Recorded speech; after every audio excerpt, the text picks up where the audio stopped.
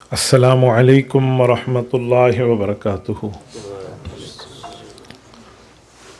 الحمد للہ وحدہ والصلاة والسلام علی من لا نبی بعدہ، اما بعد فاعوذ باللہ من الشیطان الرجیم، بسم اللہ الرحمن الرحیم۔ لن تنالوا البر حتى تنفقوا مما تحبون، اللهم صل على محمد وعلى آل محمد كما صليت على إبراهيم وعلى آل إبراهيم إنك حميد مجيد، اللهم بارك على محمد وعلى آل محمد كما باركت على إبراهيم وعلى آل إبراهيم إنك حميد مجيد۔ میرے معزز سامعین و معزز سامعات، حدیث پاک کی کتاب موطا امام محمد کا آخری باب اور آخری اس کی 9 احادیث اور آخری سبق ہے۔ یہ آخری باب اپنے اندر بڑی تفصیل رکھتا ہے، بس دعا فرمائیں اللہ جل شانہ اس مقررہ وقت کے اندر اس کو پورا فرما دے۔ میں سب سے پہلے اس کتاب کی اہمیت آپ کے سامنے رکھ دوں۔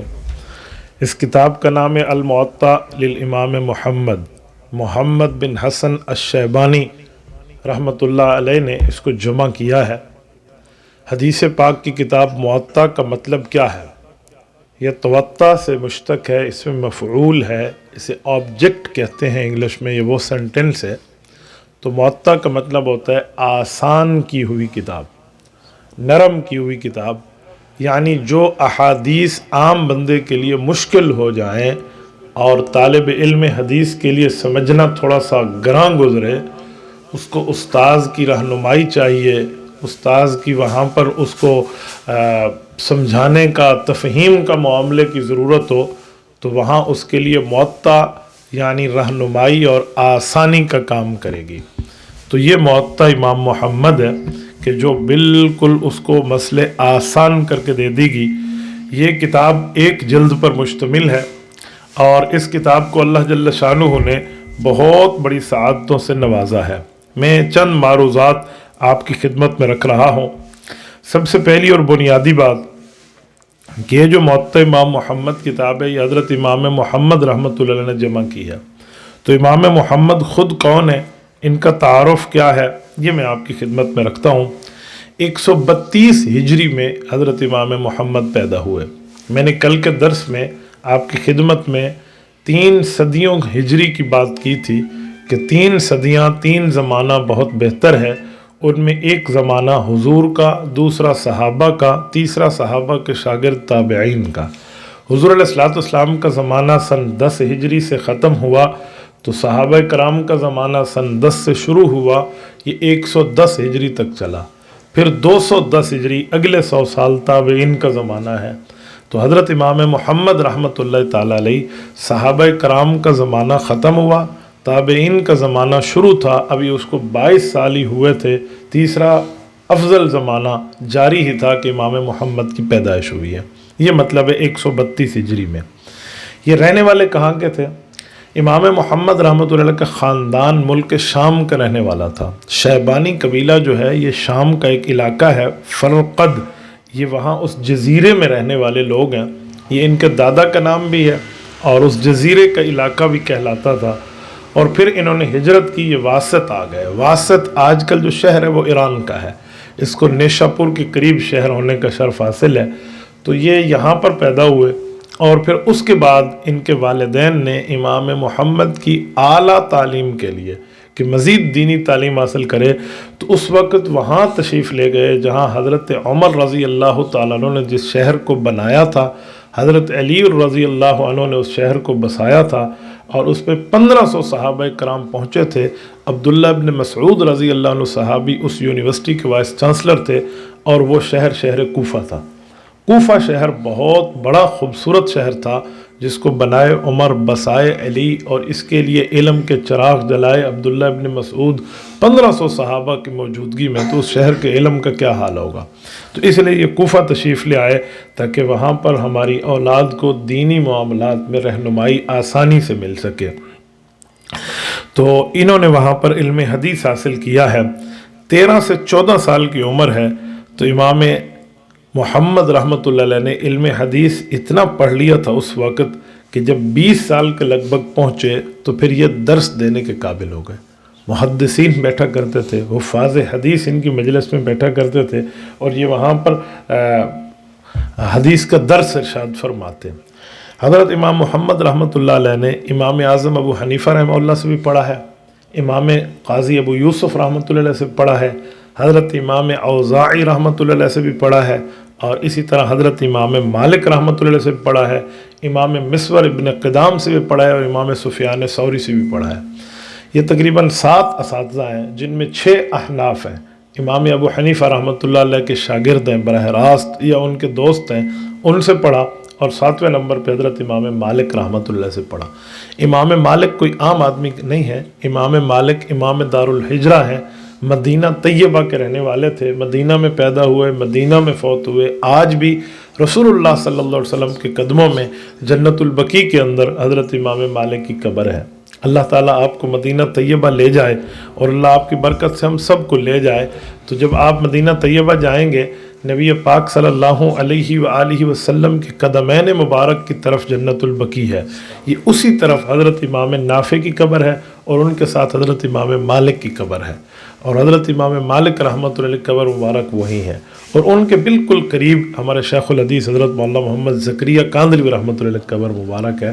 تو یہ ان کو بھی سعادت ہے، فضائل اعمال جن نے حدیث کی کتاب لکھی ہے، تو یہ ان کی قبر مبارک وہی ہے۔ امام مالک رحمۃ اللہ علیہ کی کتاب موطا امام مالک کو سامنے رکھ کے انہوں نے موطا امام محمد مرتب کی ہے، امام محمد نے، تو اسی لیے پھر انہوں نے زیادہ تر احادیث حضرت امام مالک رحمۃ اللہ علیہ سے لی ہیں۔ خود فرماتے ہیں، مناقب قردری میں موجود ہے، کہتے ہیں اقمت علی باب مالک ثلاث سنین او اکثر وسمعت منہ 700، کہتے ہیں میں امام مالک کے پاس 3 سال ان کے دروازے پہ کھڑا رہا۔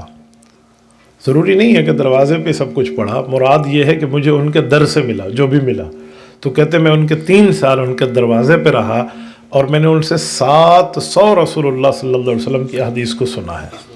700 حدیثوں کا مطلب براہ راست سننا، ورنہ امام محمد تو کئی لاکھ حدیث کے عالم تھے جو براہ راست ان سے رسول اللہ صلی اللہ علیہ وسلم کی روایتیں ان کی سند سے سنی تھی، تو اس کی روایات کی تعداد 700 بیان کر رہے ہیں۔ یہ بہت زیادہ ذہین تھے۔ امام محمد کی ذہانت اتنی مشہور ہے کہ حضرت امام مالک رحمۃ اللہ علیہ فرماتے ہیں کہ میرے پاس بڑے بڑے شاگرد پڑھنے آئے ہیں، لیکن جس طرح میں نے امام محمد کو پڑھتے اور ان کو ذہانت میں یاد کرتے دیکھا ہے، ایسے میں نے کسی کو نہیں دیکھا۔ تو کسی نے امام مالک سے پوچھا کہ آپ کیا کہتے ہیں؟ فرمایا نہیں، میں نے اپنے شاگردوں میں واقعی اس جیسا بندہ آج تک نہیں دیکھا جو اتنا ذہن اور اتنی ذہانت لے کر آئے۔ امام ذہبی بہت بڑی شخصیت ہے، امام شمس الدین ذہبی رحمۃ اللہ علیہ، احادیث میں بڑا نام ہے ان کا، وہ حضرت امام محمد رحمۃ اللہ علیہ کے لیے فرماتے ہیں کہ وَكَانَ مِنْ أَذْكِيَاءِ الْعَالَمِ، پوری دنیا میں سے سب سے ذہینوں میں اگر کسی ذہین کا نام بھی گنا جائے گا تو حضرت امام محمد رحمۃ اللہ علیہ کا گنا جائے گا۔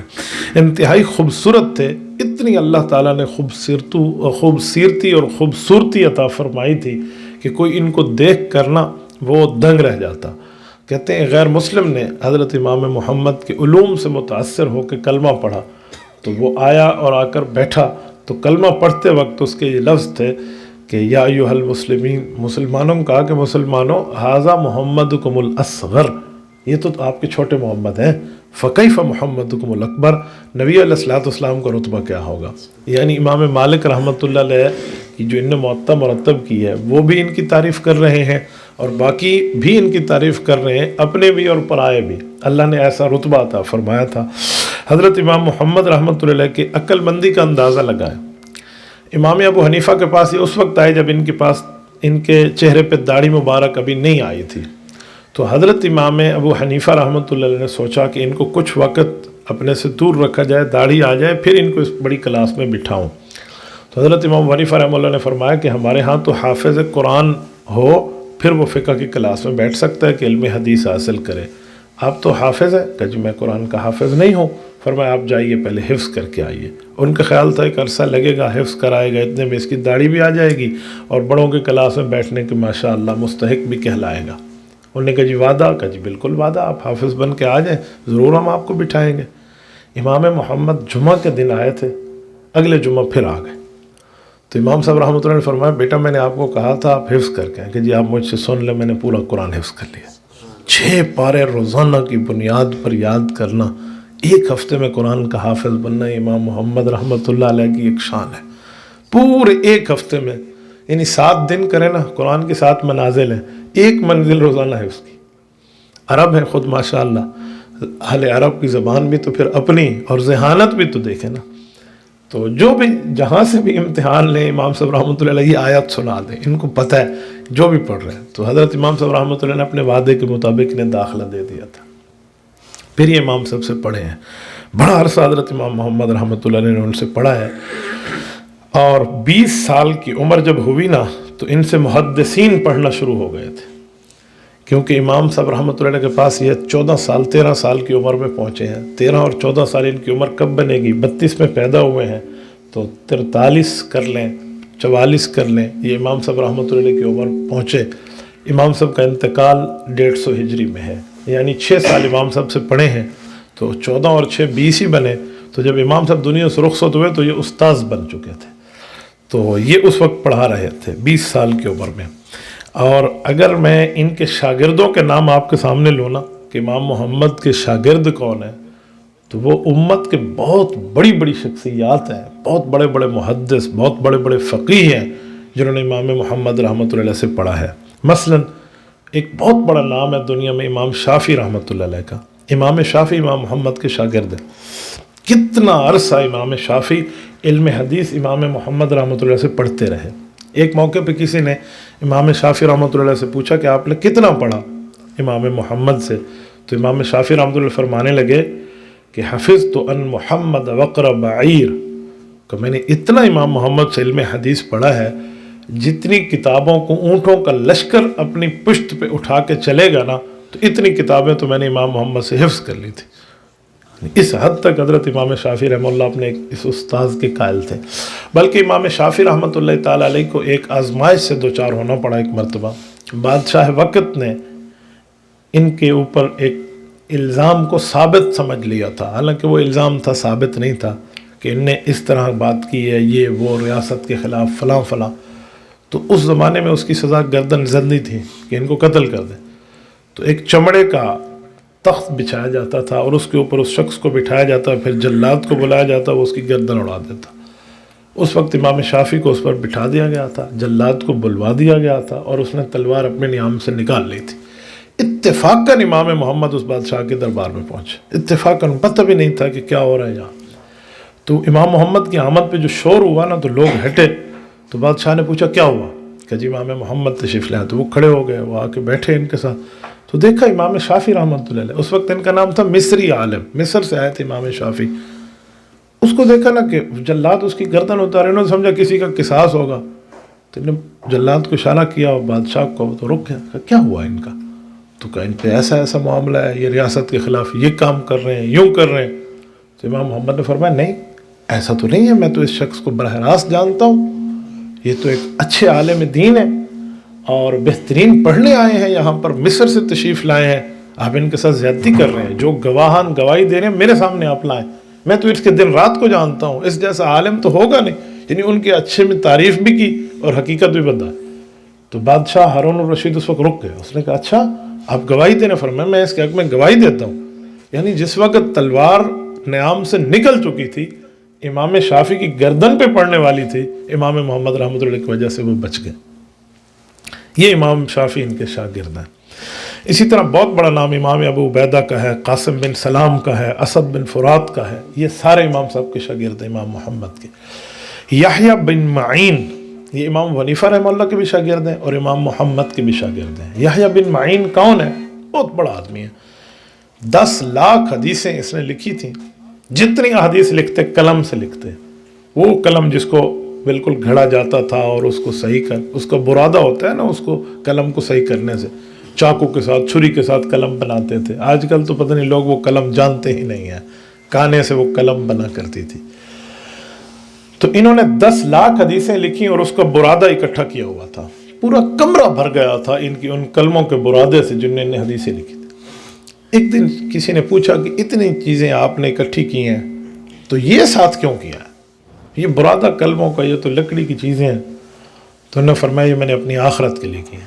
کہا آخرت میں کیا کرو گے؟ کہا جب میں فوت ہو جاؤں نا تو میرا پانی گرم کر کے مجھے آپ نے غسل دینا ہے اور اس کو جلا کے گرم کرنا ہے. امام یحییٰ بن معین ہے، بہت بڑا آدمی ہے، اتنی لاکھ احادیث کا لکھنے والا ہے. ان کی اسی چارپائی پر جنازہ اٹھا ہے جس چارپائی پر حضرت رسول اللہ صلی اللہ علیہ وسلم کو اٹھا تھا. اسی پر حضرت ابوبکر، حضرت عمر، پھر حضرت معاویہ. حضرت معاویہ اماں عائشہ رضی اللہ عنہا سے لے گئے تھے، کہا جی اماں آپ قیمت لینا چاہیں تو جتنی قیمت کے میں قیمت دینے کے لیے تیار ہوں، مجھے دینا چاہیں تو ایک بیٹے کو دے دیں. بہرحال اماں جان رضی اللہ عنہ نے دیا تھا. تو اسی پر حضرت معاویہ کا جنازہ، اس کے بعد امام یحییٰ بن معین کا جنازہ اٹھا. یہ بھی امام محمد کے شاگرد ہیں. اسی طرح بہت سے علماء ہیں جنہوں نے امام محمد سے پڑھا ہے.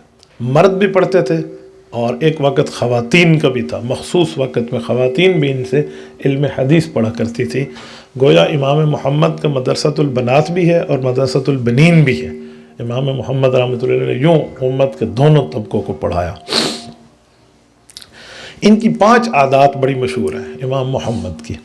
کہتے ہیں یہ سخی بھی تھے، جرت مند بھی تھے، انہیں آخرت کا خوف بھی تھا اور عبادت کا شوق بھی تھا. سخاوت کا کیا مطلب ہے؟ دیکھیں سخاوت کا مطلب ہے بندہ کنجوس نہ ہو کسی معاملے میں. کنجوس کسے کہتے ہیں؟ جس میں طمع جمع منع آ جائے وہ کنجوس ہوتا ہے. طمع کا معنی دوسرے کے پاس چیز ہے، بندہ چاہے اس سے نکلے اور میرے پاس آ جائے. جمع کیا ہے؟ جب نعمت مل گئی ہے تو اپنے پاس اس کے اوپر سانپ بن کے بیٹھ گیا، دوسرے کسی کو نہیں دینا، ضرورت مند کو جمع کر لیا. اور منع کا مطلب یہ ہے کہ وہ ہر قسم کا خشک معاملے میں بنا ہوا ہے، لوگوں کو ہر بات سے نہ کر دیتا ہے. تو یہ چیزیں جس میں ہوں وہ کنجوس ہے. تو نہ طمع ہونی چاہیے، نہ جمع ہونا چاہیے، نہ منع ہونا چاہیے. طمع کا معنی دوسرے کے اندر چیز ہے تو آپ دعا کریں اللہ مجھے بھی عطا فرمائے، اس کے پاس بھی ہو. اسی طرح منع کا مطلب یہ ہے کہ کوئی آپ کو ہدیہ دیتے ہے تو آپ انکار نہ کریں. رسول اللہ صلی اللہ علیہ وسلم نے ہدیہ لینے سے انکار کبھی نہیں فرمایا. اور اس کے بعد جمع کا مطلب یہ کہ اگر آپ کے پاس 2 سے 3 چیزیں ہیں ضرورت سے زائد ہیں تو اگر آپ کسی اور کو دے دیں گے تو آپ کے لیے بہتری ہے. تو امام محمد سخی تھے. دوسری ان کی چیز ہے کہ بردباری تھی. بردباری کسے کہتے ہیں؟ اپنے مزاج کے خلاف بات سنتے پھر بھی برداشت کر جاتے، یہ ہے بردباری. تیسرے نمبر پہ ان میں جرت بھی تھی، حق گوئی بھی تھی. جرت حق گوئی کا معنی زندگی میں بہت سے واقعات ایسے ہیں جب انہیں جرت سے بات کی ہے، انہوں نے چھوڑا نہیں. یہ امام شافعی رحمہ اللہ کا جو واقعہ میں نے سنایا، اب بادشاہ کے سامنے بیٹھ کے کون اس طرح بات کرتا ہے، اور وہ بھی اس شخص کے لیے جس کے ابا کو بھی نہیں دیکھا، جس کے اماں کو بھی نہیں جانتے، جس کے خاندان کو بھی صرف ان سے علم حدیث پڑھنے آیا ہے اور اس کی رعایت کی ہے کہ واقعی آج تک اتنے سال مجھ سے پڑھا ہے کبھی کوئی غلطی نہیں کی، تو فوراً اس کی سفارش کر دی اور ڈائریکٹ بادشاہ کے سامنے اس وقت جب وہ تلوار نیام سے نکل چکی ہے. تو اس طرح جرت بھی تھی. آخرت کا خوف تھا، بہت زیادہ روتے تھے آخرت کے لیے. اتنا روتے کہتے ہیں اتنا روتے روتے ان کی آنکھوں میں آنسوؤں کی لڑی بن جاتی تھی. یہ بات ذہن میں رکھیں، روتا آخرت پر وہی بندہ ہے جس کے لیے آسمان سے فیصلہ ہوتا ہے کہ یہ روئے اور ہم اس کو اجر دیں. یہ طے ہوتا ہے، آسمان سے فیصلہ ہوتا ہے کہ یہ بندہ استغفار کرے ہم اسے معافی دیں. اس کے لیے فیصلہ ہوتا ہے یہ بندہ یہ دعا مانگے اور ہم اس کو عطا کریں. جب بندہ اچھی دعائیں اپنی آخرت کے لیے مانگے، آخرت کے رونا شروع کر دے تو یہ نہ سمجھے کہ اس بندے کو کوئی فکر لگ گئی ہے، یہ سمجھے اس کے لیے آسمان سے فیصلہ ہوا ہے، یہ مانگے گا تو اس کو یہ چیز ملے گی. تو بعض چیزوں کا فیصلہ آسمان سے اس بندے کے لیے ہو رہا ہوتا ہے. اور 5ویں چیز ان میں تھی کہ عبادت بہت زیادہ کرتے تھے. عبادت کے لیے کیا؟ رات کے پورے وقت کو 3 حصوں میں تقسیم کیا ہوا تھا امام محمد نے. ایک حصے میں درس و تدریس کرتے، دوسرے حصے میں عبادت کرتے اور تیسرے حصے میں آرام کرتے، یا ایک حصہ آرام کے لیے، ایک درس و عبادت کے لیے، اور ایک عبادت کے لیے اور ایک درس کے لیے. یوں ان نے جمع کیا ہوا ہوتا. امام محمد رحمۃ اللہ علیہ کی وفات بھی اس وقت ہوئی جب یہ امام ابو یوسف رحمۃ اللہ کے بعد قاضی تھے، اور بادشاہ وقت نے انہیں ایک مسئلے کے لیے ایک جگہ اپنے ساتھ لے کر گئے کہ وہاں ایک علمی مسئلہ ہے، اس کا جواب چاہیے. تو ہارون الرشید کے ساتھ یہ رائے میں گئے تھے. رائے ایک علاقہ ہے، یہ بھی ایران کا ہی ہے. تو وہاں تشریف لے گئے تھے، وہاں پہنچے تھے تو ابھی ان کی عمر 58 سال ہی تھی کہ اس مسئلے کو حل کیا، وہاں رہے، لیکن آب و ہوا وہاں کی انہیں ٹھیک نہ لگی تو ان کا وہاں طبیعت کا معاملہ بگڑ گیا اور وہیں انتقال ہوا۔ انتقال 58 برس کی عمر میں ہے امام محمد کا۔ بہت بڑی خدمت ان نے کی ہے، بہت بڑی دین کی خدمت۔ دراصل وہیں ایک فوجی قلعہ تھا، اس کے اندر ان کی وہاں قبر مبارک بنی ہے۔ اللہ ان کی قبر پہ کروڑوں اربوں خربوں رحمت نازل فرمائے۔ میری زندگی میں بڑا شوق ہے کہ میں کبھی حضرت امام محمد رحمۃ اللہ علیہ، امام ابو یوسف، امام ابو حنیفہ کی قبر پہ حاضری دوں۔ کئی دفعہ مواقع بنے لیکن بعض وجوہات پر میں سفر نہیں کر سکا، تو دعا فرمائے اللہ ہم سب کو یہ سعادت عطا فرمائے۔ امام محمد رحمۃ اللہ علیہ نے کئی کتابیں لکھی ہیں۔ ایک کتاب ان کی ہے مبسوط، ایک جامع صغیر ہے، جامع کبیر ہے، سیر صغیر ہے، سیر کبیر ہے، اسی طرح رقیات ہے، کتاب الحج ہے، زیادات ہے، مختلف کتابیں امام محمد رحمۃ اللہ علیہ کی ہیں، اور یہ احناف کے اصل الاصول کہلاتے ہیں، یہ وہ کتابیں ہیں۔ حضرت امام محمد رحمۃ اللہ علیہ نے جتنی روایات قرآن اور حدیث سے امام ابو حنیفہ سے پڑھی اور امام ابو حنیفہ سے سن کے جو مسائل لکھے ہیں نا، کہتے ہیں اس کی تعداد 10,70,000 بنتی ہے۔ قرآن کریم اور حدیث نبویہ، صحابہ کرام، اہل بیت کے فتاویٰ کو سامنے رکھ کے وہاں سے مسئلے نکال کے امت کی آسانی کے لیے دینا، 10.5 لاکھ سے زائد مسائل۔ عام بندے کو تو یہ بھی نہیں پتہ ہوگا 10.5 لاکھ، 10,70,000 میں صفر کتنی آتی ہے، اور یہ امام ابو محمد رحمۃ اللہ علیہ نے امام ابو حنیفہ سے پڑھ کے امت کے لیے دیے ہیں۔ یہ جو کتاب ہے موطا امام محمد، جس کے لیے آپ اور ہم یہاں جمع بیٹھے ہیں، یہ وہ کتاب ہے جس کو امام محمد نے آسان کر کے لکھا ہے۔ ان میں کل کتنی احادیث ان نے لکھی ہیں؟ ان میں احادیث بھی ہیں مرفوع، موقوف۔ موقوف کہتے ہیں صحابہ کرام کے فتاویٰ کو، مسند مرسل روایات بھی ہے، تو اس کی تعداد 1185 احادیث ہیں جو انہوں نے یہاں تحریر فرمائی ہیں۔ زیادہ تر امام مالک سے ہیں کیونکہ انہی کی موطا کی ترتیب پہ انہوں نے لکھا ہے۔ ان میں سے 1005 روایتیں امام مالک سے لی ہیں، اور پھر 75 روایات جو ہیں انہوں نے باقی احباب سے لی ہیں۔ ان میں 13 احادیث امام ابو حنیفہ رحمۃ اللہ کے واسطے ذکر کی ہیں، 4 امام ابو یوسف کے واسطے ذکر کی ہیں، اور باقی محدثین اپنے اساتذہ کے حوالے سے حضرت امام محمد رحمۃ اللہ نے جمع فرمائی ہیں۔ یہ کتاب موطا امام محمد جو ہے، اس میں تقریباً کوئی 7 یا 8 چیزیں ہیں جس کی وجہ سے یہ کتاب بہت زیادہ اپنے آپ کو ممتاز رکھتی ہے۔ اس میں ایک پہلی چیز یہ ہے کہ امام محمد رحمۃ اللہ جب باب قائم کر رہے ہوتے ہیں، ترجمۃ الباب جب لکھتے ہیں تو اس میں پھر روایت بھی لکھ دیتے ہیں، مرفوع ہو یا موقوف ہو وہ بھی لکھ دیتے ہیں۔ کبھی لفظ اثر کا لفظ استعمال کرتے ہیں، اثر ایسے آیا یعنی اثر میں آیا، اثر سے مراد مرفوع حدیث بھی ہو جاتی ہے، صحابہ کے اقوال بھی ہیں۔ پھر جب عنوان کی ابتدا کرتے ہیں تو اس کا نام باب رکھتے ہیں یا کتاب رکھتے ہیں، کسی جگہ ابواب بھی رکھ دیتے ہیں۔ امام محمد رحمۃ اللہ نے تیسری نمبر پہ اس میں بہت سی چیزیں لکھ کر نا، احادیث لکھ کر اس میں بتاتے ہیں نا، مختلف احادیث ہوتی ہیں، کچھ پہلے دور کی، کچھ درمیانی دور کی، کچھ آخری دور کی۔ تو رسول اللہ صلی اللہ علیہ وسلم کے جو آخری دور کا عمل ہے وہ امت کے لیے قابل عمل ہے، پہلے جو چیزیں ہیں وہ قابل احترام ہیں، کیونکہ بعض چیزیں ایسی ہوتی ہیں جو پہلے ہوتی ہیں بعد میں منع ہو جاتی ہیں۔ تو یہ آخری زمانے کی حدیث لیتے ہیں تو اس میں 2 اشارے لکھتے ہیں، فرماتے ہیں آخذو بہی آخذو یا بہا نہ اخذو، کہ اس سے مطابق میں فتویٰ دیتا ہوں یا ہمارا فتویٰ یہی ہے۔ یہ جملہ کہہ کے مسلک احناف کی طرف اشارہ کرتے ہیں کہ ہمارا اس مسئلے پر عمل ہے۔ چوتھے نمبر پہ ایک چیز ہے، مثلا کچھ محدثین وہ ہیں جو اخبرنا کہتے ہیں کہ ہمیں خبر ملی ہے، کچھ کہتے ہیں حدثنا ہمیں حدیث ملی ہے۔ تو حدیث اور خبر میں ایک فرق ذکر کرتے ہیں۔ امام محمد رحمۃ اللہ علیہ فرق نہیں کرتے، امام محمد دونوں کو حدیث کے معنی میں لیتے ہیں، ایک چھوٹا سا فرق رکھتے ہیں۔ اخبرنا ڈائریکٹ استاذ کے لیے کہتے ہیں، اور حدثنا اپنے استاذ کے استاذ کے لیے کہتے ہیں۔ براہ راست استاذ کی بات ہو تو اخبرنا کہتے ہیں، مجھے میرے استاد نے خبر دی ہے، اور استاذ کے استاذ کی بات ہو تو حدثنا کہتے ہیں۔ یہ ان کا چھوٹا سا فرق ہے جو عام طور پہ شیوخ کے اوپر لوگوں کے لیے یہ استعمال فرما دیتے ہیں۔ 5ویں نمبر پہ امام محمد رحمۃ اللہ علیہ جب اپنی رائے ذکر فرماتے ہیں تو کبھی کبھی اپنے اساتذہ کی بات بھی ساتھ کرتے ہیں۔ مثلا امام حنیفہ رحمۃ اللہ علیہ کی بات ان نے اکثر فرمائی ہے تو اس میں کہتے ہیں وَهُوَ قَوْلُ أَبِي حنیفہ، یا کہتے ہیں العامۃ من فقہائنا، یہ ہمارے تمام فقہا کا مذہب ہے، امام صاحب کا یہی مذہب ہے، تو اس طرح بھی ساتھ لکھ دیتے ہیں۔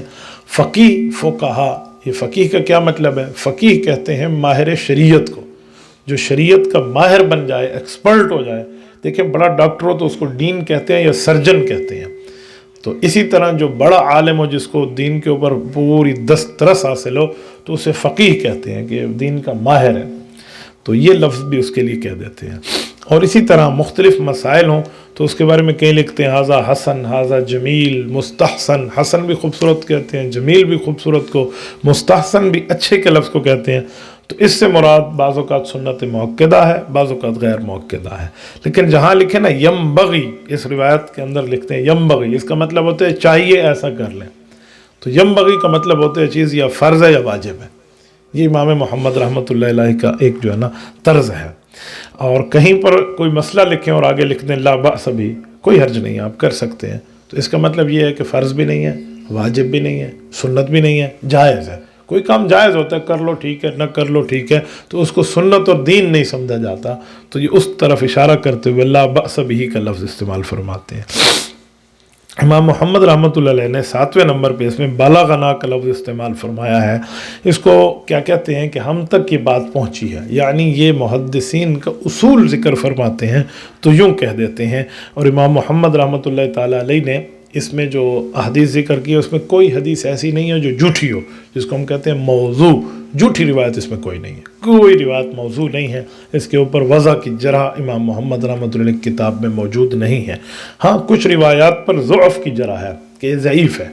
एक बात जहन में रखें, अवाम समझती है कि जो झूठी रिवायत होती है वही ज़ईफ़ होती है। फ़र्क है, ज़ईफ़ रिवायत और है, झूठी रिवायत और है।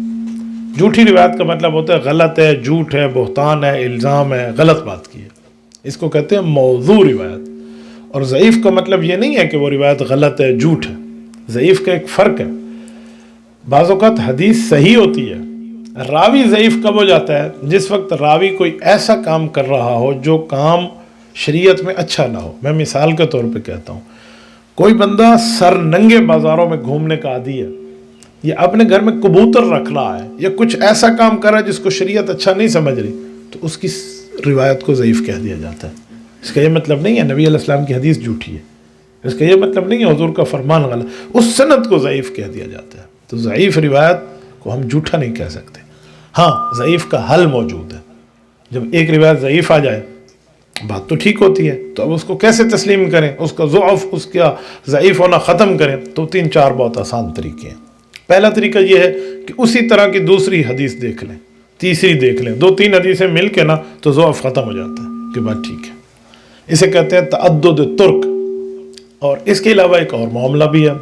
वो मामला ये है कि कोई फ़क़ीह माहिर शरीयत हो, उससे इस्तिदलाल कर ले। तो फ़क़ीह अगर माहिर शरीयत उससे इस्तिदलाल कर ले तो इस्तिदलालुल मुज्तहिद बिहदीसिन कान तस्हीहन लहू, तो वो हदीस की सेहत हो जाती है कि जी मुज्तहिद ने अगर इस्तिदलाल किया है तो हदीस इतनी मजबूत है तो उसने इस्तिदलाल किया है। तो इमाम मोहम्मद ख़ुद मुज्तहिद है, मुज्तहिदों के इमाम है, तो जब ये उससे इस्तिदलाल फरमा रहे हैं तो अब तो ज़ौफ़ ख़त्म हो गया, तो इसलिए ज़ौफ़ की जरह भी उस पर नहीं हो सकती। इसी तरह बहुत से उसूल और भी हैं जिसको अहदीस के बारे में रिवायत किया जा सकता है कि ये इस तरह है और हज़रत इमाम मोहम्मद रहमतुल्लाह ताला अलैह ने इस पर इस तरह काम फरमाया है। अल्लाह जल्ल शानुहु हज़रत इमाम मोहम्मद की कब्र पे करोड़ों अरबों रहमतें नाज़िल फरमाए। अब मैं आखिरी बाब इनका शुरू कर रहा हूँ, इसमें 9 अहादीस हैं, तो इन अहादीस की तफसील आपकी खिदमत में रखूँगा। ये सबसे पहले इस पे जो रिवायत मौजूद है वो है बाब तक़सीम की है, और ये इमाम मालिक रहमतुल्लाह अलैह के अख़बरना के लफ्ज़ से इमाम मोहम्मद ने ज़िक्र की है। मैंने पहले आपकी खिदमत में बात ज़िक्र की कि लफ्ज़ अख़बरना बरह रास्त उस्ताज़ के लिए कहते हैं, तो इमाम मालिक इनके बरह रास्त उस्ताज़ हैं, तो इसीलिए हज़रत इमाम मालिक रहमतुल्लाह अलैह की इस बात को लेकर आए हैं। और हज़रत ज़ैद इब्न साबित रज़ी अल्लाह अन्हु नबी पाक सल्लल्लाहु अलैहि वसल्लम के हाफ़िज़ सहाबी हैं, बहुत बड़े इनका हिफ्ज़ में एक नाम और मकाम है इमाम ज़ैद इब्न साबित रज़ी अल्लाह अन्हु का। तो ये उनके वास्ते से लाए हैं। यक़ूलु अस्सलातुल वुस्ता सलातुज़ ज़ुहर, फरमाते सलात वुस्ता से मुराद सलात ज़ुहर है और जो ज़ुहर की नमाज है। ये कुरान करीम की आयत है वस्सलातिल वुस्ता, ये सूरत बकरा की है और आयत नंबर 238 है। इसका मतलब है दरमियानी नमाज। कुरान करीम कहता है آپ تمام نمازوں کی حفاظت کریں، والصلاۃ الوسطیٰ، اور درمیانی نماز کی زیادہ حفاظت کریں۔ اب درمیانی نماز کون سی ہے؟ کہیں قول ہے فجر کی نماز ہے، کہیں ظہر کی ہے، کہیں عصر کی ہے، کچھ نے اور اقوال بھی دیے ہیں۔ تو مختلف اقوال ہیں، کسی نے اجتہاد کے ذریعے دیے ہیں اپنے آپ کو جو سمجھیں علم تفسیر کے ساتھ، اور کچھ نے رسول اللہ صلی اللہ علیہ وسلم سے سن کے دیے ہیں، تو وہ اقوال زیادہ راجح ہیں۔ حضرت زید بن ثابت رضی اللہ تعالیٰ کو قول صلاۃ الظہر کا ہے، ہو سکتا ہے انہوں نے بھی نبی علیہ الصلوۃ والسلام سے کسی موقع پہ اس استدلال سنا ہو، تو وہ کہتے ہیں صلاۃ ظہر مراد ہے۔ لیکن حضرت امام محمد رحمۃ اللہ علیہ نے یہاں باقی اقوال کے ساتھ آگے چل کے معاملے مختلف اقوال مزید بھی ذکر فرمائے، تو میں اسی حوالے سے یہاں وہ اقوال ذکر کیا دیتا ہوں۔ وہ فرماتے ہیں ہمارے ہاں جو اس کا مراد ہے اور ہمارے ہاں جو اس کی تشریح ہے، اس سے مراد نماز عصر ہے، نماز ظہر نہیں ہے۔ تو کہتے وہ کیسے؟ تو پھر حضرت علی المرتضیٰ رضی اللہ عنہ کی روایت ہے کہ حضرت علی رضی اللہ عنہ فرماتے ہیں نبی علیہ الصلوۃ والسلام کے سمجھانے سے پہلے ہم کسی وقت ظہر سمجھ رہے تھے، اس وقت کوئی فجر سمجھ رہا تھا، لیکن ایک دن حضور علیہ السلام نے سمجھایا۔ ہوا کیا؟ کہتے جنگ خندق ہوئی تو اس پہ نماز عصر کافروں سے لڑائی کے دوران قضا ہو گئی، ہم جماعت نہیں پڑھ سکے۔ تو نبی پاک صلی اللہ علیہ وسلم کو بہت غصہ آیا، آپ علیہ السلام نے اللہ کے دربار میں عرض کیا، اے اللہ ملأہ اللہ بیوتہم وقبورہم حبسونا عن صلاۃ الوسطیٰ، فرمایا اللہ ان ظالموں کے گھروں اور ان کے قبروں کو جہنم کی آگ سے بھر دے، انہوں نے ہمیں صلاۃ وسطیٰ سے روک دیا۔ تو حضرت علی فرماتے اس وقت تو نماز عصر رہی تھی، تو ہمیں سمجھ آ گیا کہ صلاۃ وسطیٰ سے جو مراد ہے وہ نماز عصر ہے، تو اس لیے نماز ظہر نہیں ہے۔ تو حضرت علی المرتضیٰ رضی اللہ تعالیٰ کے اس فرمان نے سب کو یہ بات سمجھا دی کہ صلاۃ وسطیٰ جو ہے وہ نماز عصر ہے۔ ہمارے ہاں بھی یہی ہے، سب کے ہاں بھی یہی ہے۔ تو امام محمد رحمۃ اللہ علیہ اس طرح کی بات کو لے کر آئے ہیں، لیکن باقی محدثین کے یہاں مختلف اقوال اور بھی ہیں، تو اس کو بھی یہاں ذکر فرما دیا۔ امام شافعی رحمۃ اللہ کی رائے کو بھی ذکر فرمایا، باقی حضرات کی رائے کو بھی ذکر فرمایا، لیکن اپنا اس رائے کو کہ اس سے مراد عصر ہے، تو اس کے لیے دو روایتیں اور لائے ہیں سمجھانے کے لیے کہ نہیں اس سے مراد صلاۃ عصر ہے۔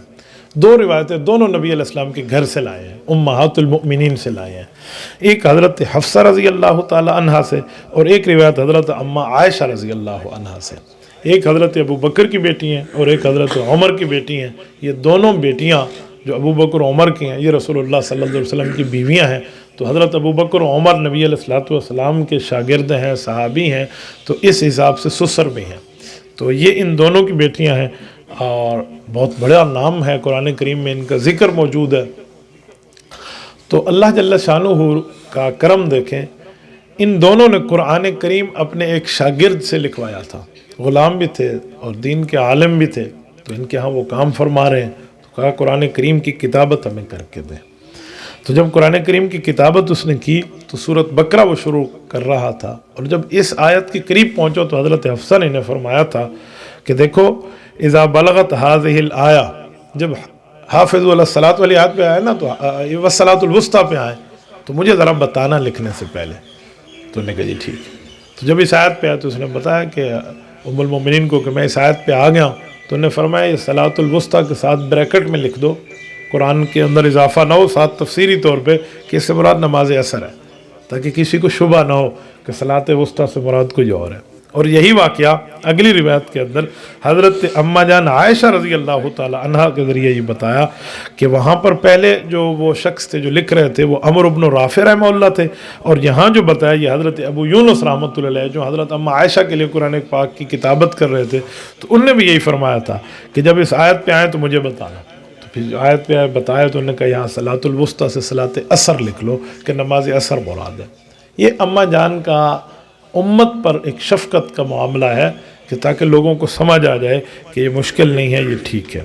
اس سے آگے جو تین روایتیں ہو گئی، چوتھے نمبر پہ روایت جو ہے وہ روایت ہے اخبرنا مالک اخبرنا عمارہ بن سیاد انہ سمع سعید بن المسیب یقول فی الباقیات الصالحات قول العبد سبحان اللہ والحمد للہ ولا الہ الا اللہ واللہ اکبر ولا حول ولا قوة الا باللہ العلی العظیم۔ یہ روایت ہے۔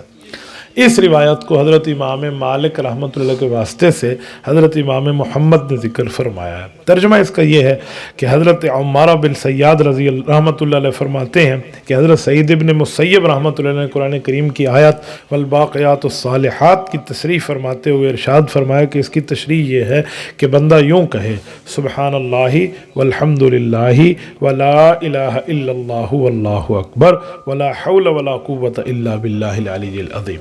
इससे मुराद क्या है?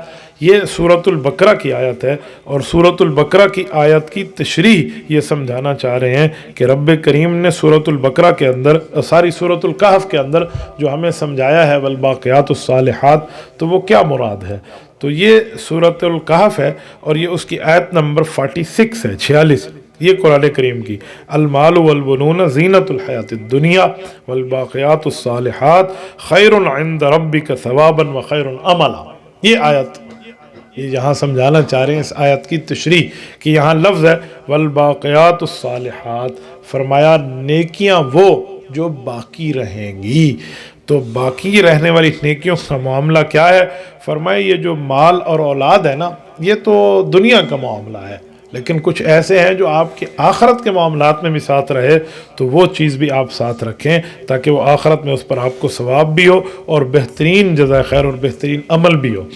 तो इससे दो बातें समझ आई, औलाद और माल को बंदा ऐसे लगाए कि आखरत में वो भी बंदे के लिए नेकी बन जाए और इसके साथ नेकियों को भी रखे। तो नेकियों के लिए क्या लफ्ज़ हैं? तो इस ताबी हज़रत सईद इब्न मुसय्यब ने उसकी तशरीफ़ फरमाई कि इससे मुराद सुबहानल्लाहि वल्हम्दुलिल्लाहि वला इलाहा इल्लल्लाहु वल्लाहु अकबर वला हौला वला कुव्वता इल्ला बिल्लाहिल अलिय्यिल अज़ीम है। हमारे यहाँ इसको तीसरा कलमा कहा जाता है। तो ये जो कलिमात है ना, जैसे हम कहते हैं 6 कलमे सुनाओ, तो कुछ लोग इस पर सवाल उठाते हैं कि जी कलमा तो एक है, ला इलाहा इल्लल्लाह मुहम्मद रसूलुल्लाह, आप 6 कलमे कहाँ से बना के बैठे हैं? देखें, कलमा इस्लाम तो वही है, लेकिन 6 कलिमात का माना ये है, हदीस पाक में इनका जिक्र भी आया है। बाज़ जगहों पे ये नेकी के लफ्ज़ हैं, अच्छे लफ्ज़ हैं, खूबसूरत लफ्ज़ हैं। एक एक लफ्ज़ कहने पे कहते हैं पता नहीं इतना बड़ा जन्नत में दरख्त लगता है कि इतने 100 साल तक कोई घोड़ा भी दौड़ता रहे तो उसके साए को भी ख़त्म न कर सके। वो एक दफ़ा सुभान अल्लाह कहने पे है, एक दफ़ा अल्हम्दुलिल्लाह कहने पे है, एक दफ़ा अल्लाहु अकबर कहने पे है। तो हज़रत नबी अलैहिस्सलाम जब वहाँ तशरीफ़ ले गए आसमानों पे, तो हज़रत इब्राहीम अलैहिस्सलाम से मुलाकात हुई। तो हज़रत इब्राहीम अलैहिस्सलाम ने भी यही फरमाया कि आप अपनी उम्मत को फरमा दें कि जन्नत जो है इन्नल जन्नत हियल क़ियान, वो तो एक चटियल मैदान होगी आपके लिए। अगर आप चाहते हैं वहाँ पर आपको बागात मिलें तो सुभान अल्लाह कहें, अल्हम्दुलिल्लाह कहें, अल्लाह अकबर कहें, इसके कहने से वहाँ बागात उग जाएंगे। समझाने की मुराद ये है कि आप जितनी ज़्यादा नेकियां करेंगे उतना ज़्यादा आपको वहाँ अच्छाई का घर मिलेगा। तो जहाँ ये मुराद है, तो ये समझाने के लिए ये इस हदीस पाक की रिवायत यहाँ पर हज़रत इमाम मोहम्मद रहमतुल्लाह अलैह लेकर आए। इसके साथ मैं एक बात मज़ीद भी आपकी खिदमत में अर्ज़ करूँ, यही रिवायत एक सहाबी से भी मनकूल है। वो सहाबी हैं हज़रत अबू सईद अल खुदरी रज़ी अल्लाह तआला। इंतहाई कम उम्र थी रसूलुल्लाह सल्लल्लाहु अलैहि वसल्लम के दौर में। कहते हैं बाज़ औक़ात तो इतनी छोटी उम्र थी कि एक जंग पे जाते हुज़ूर पाक ने फरमाया तो बच्चा है, इसको घर में बिठाएं, अभी न ले जाएं। तो इनने किसी कुश्ती की तो कहा जी मैं तो माशाल्लाह तगड़ा हूँ, मैं तो लड़ फिर सकता हूँ, आप मुझे साथ ले जाएं। तो कहते हैं इस मौके पर फिर साथ ले जाया गया। अबू सईद खुदरी रज़ी अल्लाह, नाम इनका है मालिक बिन सन्नान, इनका और हज़रत साद बिन मालिक, इनका और हज़रत साद बिन अबू वक़ास का एक ही नाम है। साद बिन अबू वक़ास का नाम भी साद बिन मालिक है और हज़रत अबू सईद खुदरी का नाम भी साद बिन मालिक है। अब कैसे फ़र्क हो गया, सईद खुदरी मुराद है, साद बिन अबू वक़ास मुराद है, तो इनके दादा के नाम से फ़र्क होता है, क्योंकि बच्चे का नाम वालिद का नाम दोनों जगह एक है। बच्चे का नाम साद, वालिद का नाम मालिक, वहाँ भी बच्चे का नाम साद, वालिद का नाम मालिक, दादा के नाम से फ़र्क आता है। और मुहाजिर और अंसारी के नाम का फ़र्क आता है कि हज़रत साद बिन अबी वक़ास मुहाजिर है और हज़रत अबू सईद खुदरी अंसारी है। इनका नाम भी साद बिन मालिक, उनका नाम भी साद बिन मालिक। हज़रत साद बिन अबी वक़ास के दादे का नाम वहैब है और हज़रत अबू सईद खुदरी के दादे का नाम सन्नान है। तो वो साद बिन मालिक बिन वहैब है और ये साद बिन मालिक बिन सन्नान है। तो ये इनके नाम का फ़र्क है। ये बड़ा अरसा ज़िंदा रहे। तो ये भी फरमाते हैं कि मैंने नबी अलैहिस्सलाम से सुना था, आप अलैहिस्सलाम ने इरशाद फरमाया अल बाक़ियातुस सालिहात की कसरत करो। क्या माना कि उन नेकियों को ज़्यादा करो जो नेकियां बाकी रहेंगी, यानी ऐसा काम करें जो काम आपको दुनिया में ख़त्म ना हो, आखिरत में चलता रहे। کیا مطلب؟ ایسی بندہ نیکی کرے، ایسا بندہ لفظ کہے، ایسی بندہ عبادت کرے اور ایسی نیکی میں اپنا حصہ ملا ہے جو اس کی موت کے بعد بھی جاری رہے، ایسی نیکی میں حصہ ملا ہے۔ تو یہ نبی علیہ السلام فرماتے تھے۔ تو کہتے ہیں ہم نے عرض کیا یا رسول اللہ نیکیوں میں سے کچھ نیکیاں ہمیں فرما دیں، تو حضور نے فرمایا اللہ اکبر کہو، سبحان اللہ کہو، الحمدللہ کہو، ولا حول ولا قوت الا باللہ، یہ پڑھنا شروع کر دو۔ تو آپ علیہ الصلوۃ والسلام نے یہ سمجھایا۔ تو ہم سب کو یہ چیز پڑھنی چاہیے، سبحان اللہ والحمدللہ ولا الہ الا اللہ واللہ اکبر ولا حول ولا قوت الا باللہ العلی العظیم۔ تو یہ انہوں نے یہاں ذکر فرمائی۔ یہاں چھوٹی سی تشریح میں ایک بات اور بھی عرض کر دوں، نیکیاں ضرور کرنی چاہیے، اور ایسی نیکی جس نیکی کی بندہ حفاظت کرے اور اس کا ثواب بندے کو ملتا رہے۔ میں اس کی کئی مثالیں سمجھا سکتا ہوں۔ یہ جو کسی جگہ ہم نل کا لگا دیتے ہیں، پرانے زمانے میں تھا کنواں کھدوا دو، کنویں سے پانی ملتا تھا، آج کل کنویں سے پانی نکالنا مشکل ہے تو نل کا لگوانا ہے، کسی کو پانی لگوا دینا ہے۔ تو جو پانی وہ پیے گا اور اس سے نیکی کرے گا، جس سے وہ غسل پاکی کرے گا، وضو نماز کرے گا، سنت کے غسل کرے گا، صفائی کا، تو سارا ثواب اسی کے کھاتے میں نا جو کر رہا ہے۔ تو کئی چیزیں ایسی ہوتی ہیں جو بندوں کو چلنے والی نیکیاں ملتی ہیں، یہ انہیں چلنے والی نیکیوں میں۔ اس طرح کسی نے مسافر خانہ بنوا دیا، اس کے اوپر چھت بنوا دی ہے، مسافر ٹھہریں گے تو وہاں دھوپ سے بچیں گے، بارش سے بچیں گے، یہ بہت اچھی چیز ہے۔ اسی طرح بندہ نیکی میں جائے۔ ایک شخص کی بات ہے، کہتے ہیں وہ ایک دفعہ آئے اور انہوں نے آ کر عرض کیا کہ اللہ کے نبی میں نے تو ایک جگہ قلعہ ٹھوکا ہے زمین میں فلاں جگہ، تاکہ کوئی آئے گا تو اپنے گھوڑے کو، اپنی سواری کو، اپنے جانور کو یہاں باندھے گا تو مسافر خانہ میں بیٹھ جائے گا، ثواب ملے گا۔ فرمایا جی ثواب ملے گا۔ کہتے ایک اور بندہ اسی وقت آیا تو اس نے وہ قلعہ نکالا ہوا تھا زمین سے۔ میں کہا تو قلعہ نکال کے کیوں آیا؟ اب یہ بندہ سوچ رہا ہے میں تو لگا کے اور یہ نکال کے، تو نے کہا فلاں جگہ قلعہ لگا ہوا تھا تو میں نے اس لیے نکالا کہ شاید کسی آدمی کو ٹھڈا لگے، وہاں سے تکلیف ہو، تو میں نے نکال لیا۔ تو کہا جی اس کو بھی ثواب ملے گا۔ اب نیت کی بات ہے نا، تو اس طرح بندہ نیکی کرے جو نیت اچھی ہو۔ یہ جو راستے پہ جاتے ہوئے پتھر اٹھا کے ایک طرف رکھ دیں، چلتے ہوئے راستے میں کانٹا اٹھا کے ایک طرف رکھ دیں، اسے کہتے ہیں صدقہ جاریہ، جاری صدقہ، کنٹینیوسلی آپ کے لیے ثواب لکھا جا رہا ہے مسلسل، تب تک جب تک آپ کی نیت ٹھیک تھی آپ نے وہاں رکھ دیا۔ ایسے ہی ہے، بندہ کسی کو قرآن کریم خرید کے دیتا ہے تاکہ وہ طالب علم پڑھے اور قرآن کریم کے اوپر حفظ کرے یا قرآن کریم کے اوپر پڑھنا شروع کر دے، تو اس کے کھاتے میں تو ثواب لکھا گیا۔ وہ چاہے اس وقت سوتا بھی رہے نا کچھ ٹائم پڑھ کے، اس کا پھر بھی ثواب لکھا جا رہا ہے کہ اس نے تو اسے دے دیا۔ اسی طرح حدیث پاک کی کتاب ہے، آپ کسی کو لے کر دے دیں تو اللہ جل شانہ پھر اس نیکی جو باقی رہتی ہے نا، اس کا ثواب نسلوں تک کو عطا فرماتے ہیں۔ ایسی ایسی نسلوں کو ثواب عطا فرماتے ہیں کہ بعد کی نسلیں اس سے فائدہ لے رہی ہوتی ہیں۔ وجہ وہی ہوتا ہے جو اس کو پہلے کہیں اس نے کوئی فائدہ لے کر دیا تھا۔ میں نے اپنے علاقے کی آپ کو بات کرنے کا جی کر رہا ہے کہ ایک جگہ، اب میں نام لیے بغیر بتاتا ہوں، ایک بزرگ تھے فوت ہو گئے، اللہ ان کی قبر پہ کروڑوں اربوں رحمت نازل فرمائے۔ 100% دنیا دار تھے، نہ داڑھی رکھی ہوئی تھی، پتہ نہیں نماز تھی یا نہیں تھی، یا پتہ نہیں مضبوطی نماز کے اوپر اتنی زیادہ تھی یا نہیں۔ ان کی عادت تھی وہ قرآن کریم لے کر مدرسوں میں دے دیتے اور حدیث پاک کی کتابیں لے کر۔ ہم چھوٹے تھے، بوڑھے آدمی تھے وہ اس وقت، انہوں نے حدیث پاک کی کتابیں لے کر کو 3-4 جگہ دے دی ہیں ان لوگوں کو جو پڑھنے والے تھے، واقعی سمجھنے والے کہ یار آپ کو کورس لے کر میں دوں گا، آپ عالم بن رہے۔ 3 بیٹے ہیں اس کے، تینوں عالم ہیں اس وقت، تینوں حافظ، میں ان کو براہ راست جانتا ہوں۔ حالانکہ والد تو شاید پتہ نہیں نماز بھی پوری پڑھتا ہو نہ پڑھتا، اللہ اس کی مغفرت فرمائے۔ دیکھیں نسل میں وہ چیز زندہ ہو گئی، نسل میں اللہ تعالیٰ نے وہ عطا فرما دیا۔ اب اس کی آنکھوں نے تو نہیں دیکھا کہ میرے بیٹے کو یہ مقام ملا ہے، انہوں نے حفظ کی ہے اور انہوں نے جو ہے نا علم پڑھا ہے، لیکن میں سمجھتا ہوں اس کی دنیاوی آنکھ نے نہیں دیکھا، لیکن آخرت میں تو رب نے ان کو اجر دینا ہے، تو پھر پوچھنا بھی تو ہے یہ اجر کیسے ملا کہ تیری اولاد نے پڑھا۔ تو یہ چیزیں ملتی ہیں۔ ہمارے ایک شخص فوت ہوئے، میرے جمعے کے مقتدی تھے، حافظ بھی نہیں تھے، عالم بھی نہیں تھے، اور داڑھی بھی بالکل آخری زندگی میں جا کے رکھی۔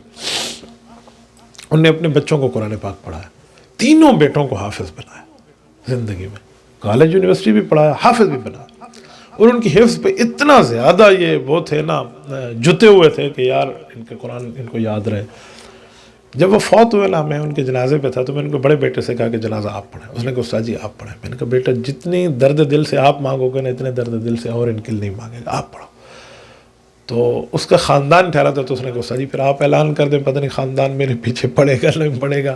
تو میں نے وہاں کہا، میں نے کہا دیکھیں بھائی سہیل فوت ہو گئے، اللہ ان کی مغفرت فرمائے، تو ان کا بیٹا ہے جنازہ یہ پڑھائے گا، کیونکہ بیٹا جب باپ کا جنازہ پڑھائے گا تو یہ باپ کو تحفہ بھی دے رہا ہے اس تعلیم کا جو اس نے اس کو پڑھائی ہے، اور پھر والد کے لیے مغفرت بھی مانگیں گے۔ تو سب خوش ہوئے، انہوں نے اجازت دی، اس کے والد کا انہوں نے جنازہ پڑھایا۔ جب ان کے والد فوت ہو گئے نا، جنازہ ہو گیا، قبر کے اوپر جب ہم آئے نا، تو دو طرف حدیث میں ہے نا، پڑھیں ادھر سورۃ البقرہ اول اور ادھر آخر، تو یہ 3 بیٹے تھے، تینوں نے مکمل سورۃ البقرہ پڑھی، اور یہ قرآن پاک پڑھ رہے تھے، لوگ رو بھی رہے تھے اور اس وجہ سے خوش بھی ہو رہے تھے کہ دیکھو یہ فوت ہو گیا لیکن اس کی قبر آخرت اپنی صحیح کر گیا، اپنی اولاد کو پڑھا گیا۔ تو یہ والباقیات الصالحات ہے، ہمیں نیکیاں ایسی کرنی چاہیے جو ہماری نیکی باقی بھی رہے اور آگے چلتی بھی رہے۔ چلیں اس سے اگلی روایت، یہ جو حضرت امام محمد رحمۃ اللہ علیہ حدیث پاک کی روایت یہاں پہ لائے ہیں، اور اس روایت کا اخبرنا مالک ابن شہاب اور سئل عن المحصنات من النساء قال سمعت سعید بن المسیب یقول ہن ذوات الازواج ویرجع ذلك الى ان اللہ حرم الزنا۔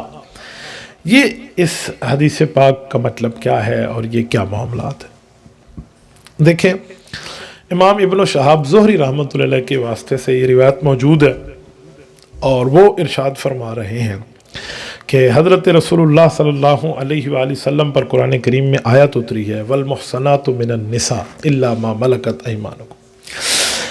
اس آیت میں اللہ جل شانہ نے کیا ارشاد فرمایا؟ یہ 5واں پارے کی ابتدا ہے، 5واں پارے کے سٹارٹ ہے۔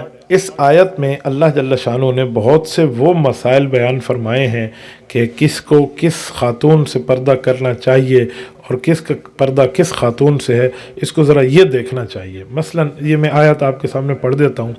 یہ شروع ہوتی ہے اس آیت کے مسئلے سے جہاں سے رکوع شروع ہو رہا ہے، چوتھے پارے کے اینڈ پہ۔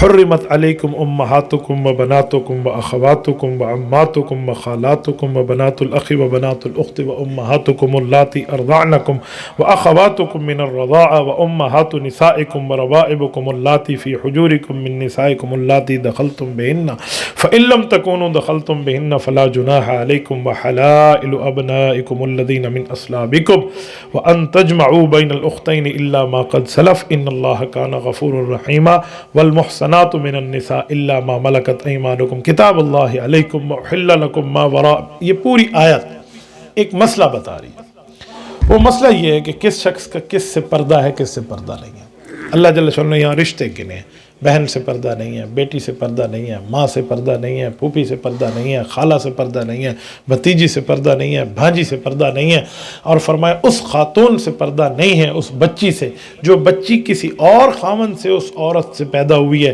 لیکن خاوند فوت ہو گیا، ماں نے عدت گزاری، عدت گزار کے آپ سے نکاح کیا، تو جو بچی آپ کے یہاں پلی بڑی ہے، آپ کی بیوی کی بیٹی ہے، آپ کی نہیں ہے، تو اس خاتون سے بھی آپ کا پردہ نہیں ہے، ساس سے بھی آپ کا پردہ نہیں ہے، اور اس خاتون سے بھی پردہ نہیں ہے جس خاتون نے آپ کو دودھ پلایا، اگرچہ وہ آپ کی ماں نہ ہو لیکن 2 سال کی عمر کے اندر تک، بعض علماء کہتے ہیں 2.5 سال کی عمر کے اندر تک اس نے اس کی دودھ پی لیا ہے مدت رضاعت میں، تو اس کی رضائی ماں بن گئی ہے، دودھ پلانے والی ماں بن گئی ہے، تو اس سے بھی اس کا جو ہے نا کیا کہتے ہیں پردہ نہیں ہے۔ اللہ نے نام لے کر بتائیں۔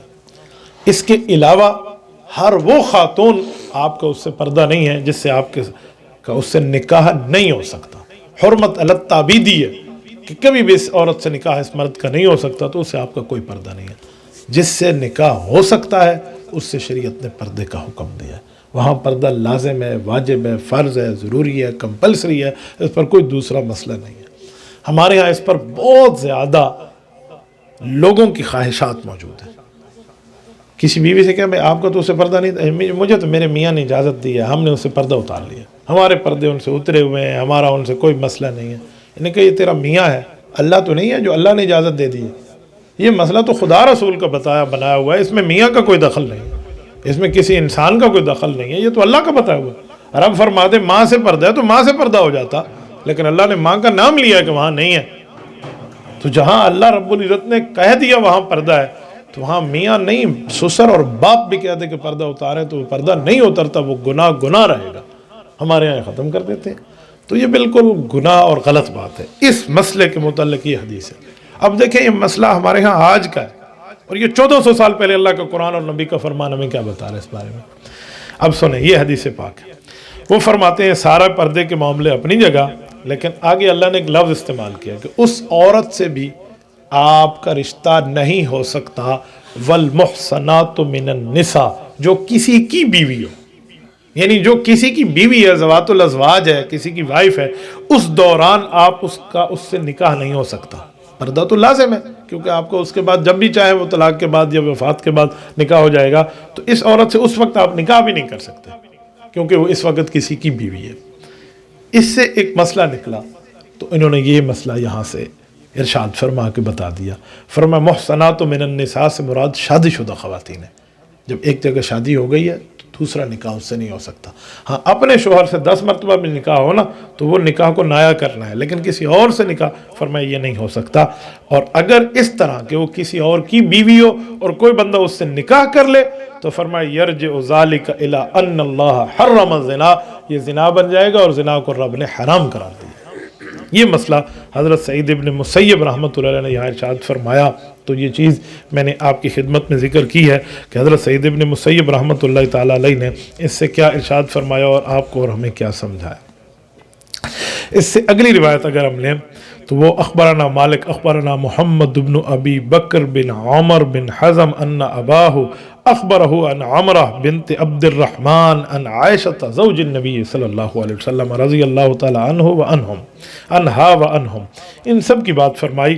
حضرت اماں جان عائشہ رضی اللہ تعالی عنہا کی بھتیجی ہیں، عبد الرحمن بن ابی بکر کی بیٹی ہیں. حضرت اماں عائشہ کے بھائی ہیں عبد الرحمن، اور بہت پیار تھا اماں عائشہ کا اس بھائی کے ساتھ. اس پیار کے بارے میں اگر میں روایات آپ کے سامنے ذکر کروں تو شاید یہ میں مسئلہ پورا نہ کر سکوں. اتنے اماں عائشہ رضی اللہ تعالی عنہ کا اپنے بھائی سے پیار کی باتیں آتی ہیں کہ انسان حیران ہو جاتے ہیں. میں ایک چھوٹی سی بات عرض کرتا ہوں. ان کے بھائی عبد الرحمن ہر وقت اپنی بہن کے ساتھ ہوتے اور بہن کا ان سے محبت کا تعلق، ظاہری بات ہے ہر بہن کا ایک بھائی سے پیار ہے. جب نبی علیہ السلام دنیا سے رخصت ہو رہے تھے نا تو اس وقت حضرت عبد الرحمن کا یہاں مسواک دیکھا تو اماں جان عائشہ کو حضور پاک علیہ السلام نے دیکھا تو اماں سمجھ گئے حضور کا اشارہ کہ حضور مسواک مانگنا چاہ رہے، تو مسواک نبی علیہ السلام کو دیا. آپ علیہ السلام چبا نہیں سکتے تھے کہ مسواک نرم ہو، تو اماں عائشہ کو دیا. اماں عائشہ نے چبا کے حضور پاک کو دیا تو انہوں نے مسواک کیا. اس وقت یہاں عبد الرحمن موجود ہے. عبد الرحمن سے اماں عائشہ کی محبت اتنی ہے کہ حضور علیہ السلام نے فرمایا، یہ صحیح مسلم کی روایت ہے کہ ادو ابا کی و اخا کی، اپنے بھائی اور اپنے ابا کو بلاؤ. اماں عائشہ کو فرمایا یعنی حضرت ابو بکر کو اور عبد الرحمن کو، اکتب لہو کتابا، میں انہیں لکھ کے دیتا ہوں کہ میرے بعد خلافت ان کی ذمہ داری ہے. بھائی کو کیوں بلاؤ؟ فرمایا وہ ساتھ گواہ بنے. تو حضرت اماں عائشہ نے پوچھا رسول اللہ آپ لکھ کے دے رہے ہیں؟ فرمایا جی ہاں. کہا جی کیوں؟ کہا لکی لا یتمنا متمنم بعد، کہ میرے بعد کوئی یہ نہ کہے کہ خلافت ہماری تھی، یہ میں لکھ کے سارا معاملہ کر دوں. تو اماں عائشہ رضی اللہ تعالی عنہ اٹھی تاکہ بلاؤں اپنے بھائی کو بھی اور ابا جان کو بھی، حضور کا حکم ہے. تو اتنے میں اللہ کے رسول کے اوپر اللہ جل شانہ نے کچھ الہام فرمایا. تو حضور پاک نے فرمایا عائشہ رک جاؤ، ما یعب اللہ والمؤمنون ما خلا ابا بکر، فیصلہ ہو گیا ہے، نہ اللہ راضی ہوگا نہ مومنین راضی ہوں گے. جس پر راضی ہوں گے تو ابو بکر پہ راضی ہوں گے، اللہ اس کے علاوہ کسی اور کو مسلح پہ نہیں آنے دے گا. یہ حضرت اماں جان عائشہ کو فرمایا. اس وقت بھی عبد الرحمن کو بنایا. یہ عبد الرحمن سے محبت ہے.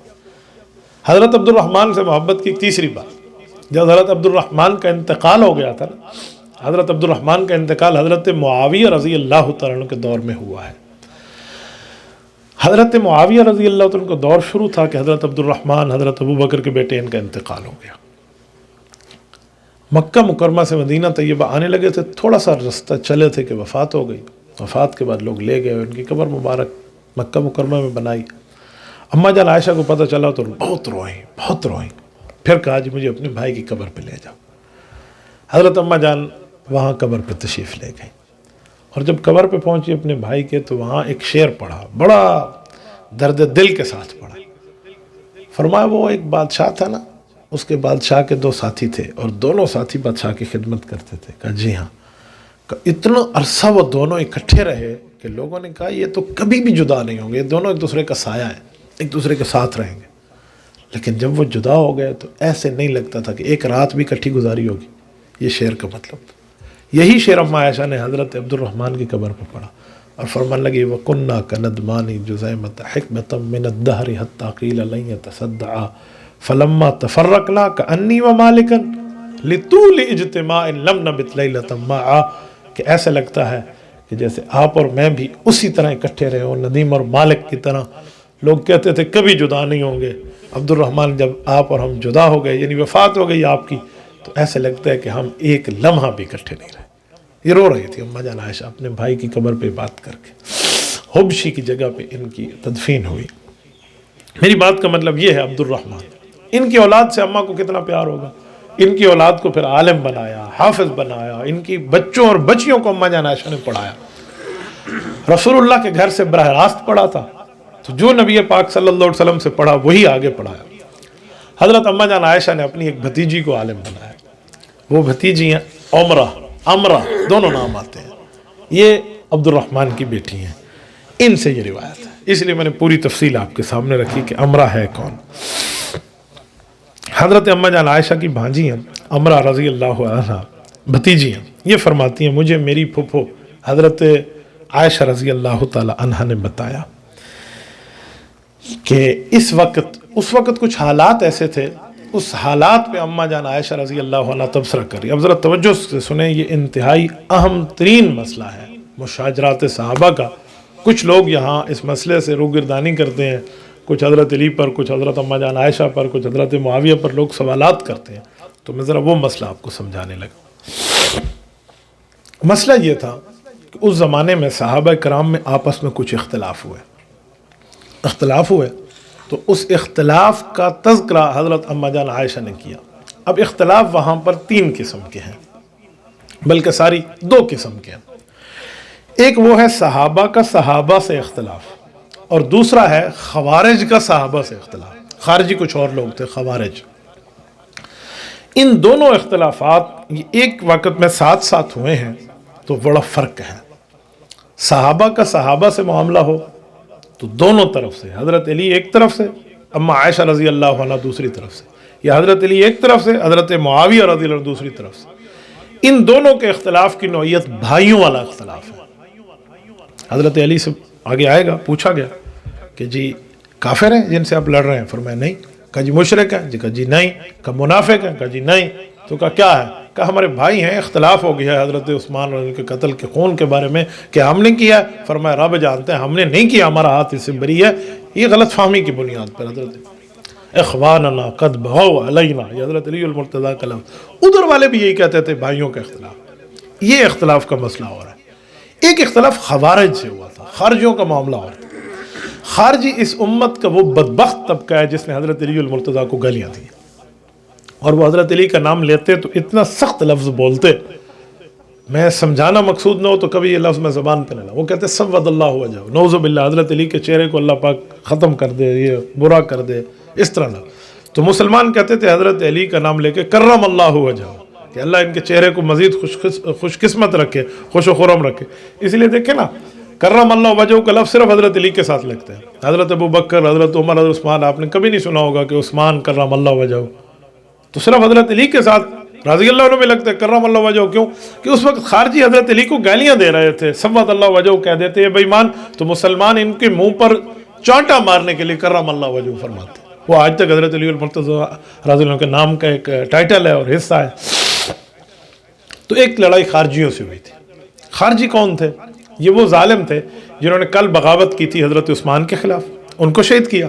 پھر اس کے بعد ان لانتیوں نے حضرت علی المرتضیٰ رضی اللہ عنہ کے خلاف معاملہ کیا، تو ان سے لڑائی ہوئی۔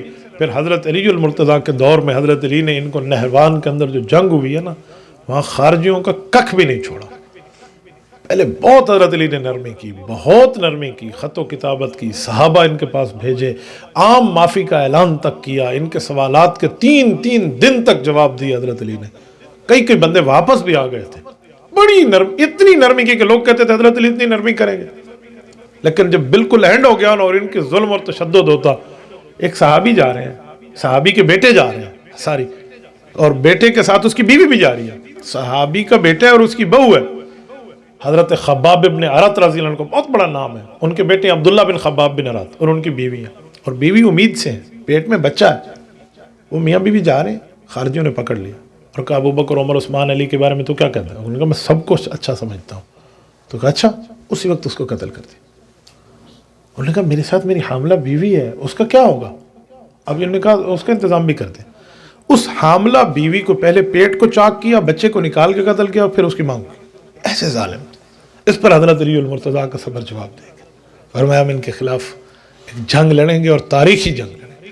تو حضرت علی نے جو جنگ لڑی ہے نا نہروان کی، اس میں صحابہ کرام بھی کچھ شہید ہوئے، لیکن ان خارجیوں کا کخ بھی نہیں چھوڑا تھا.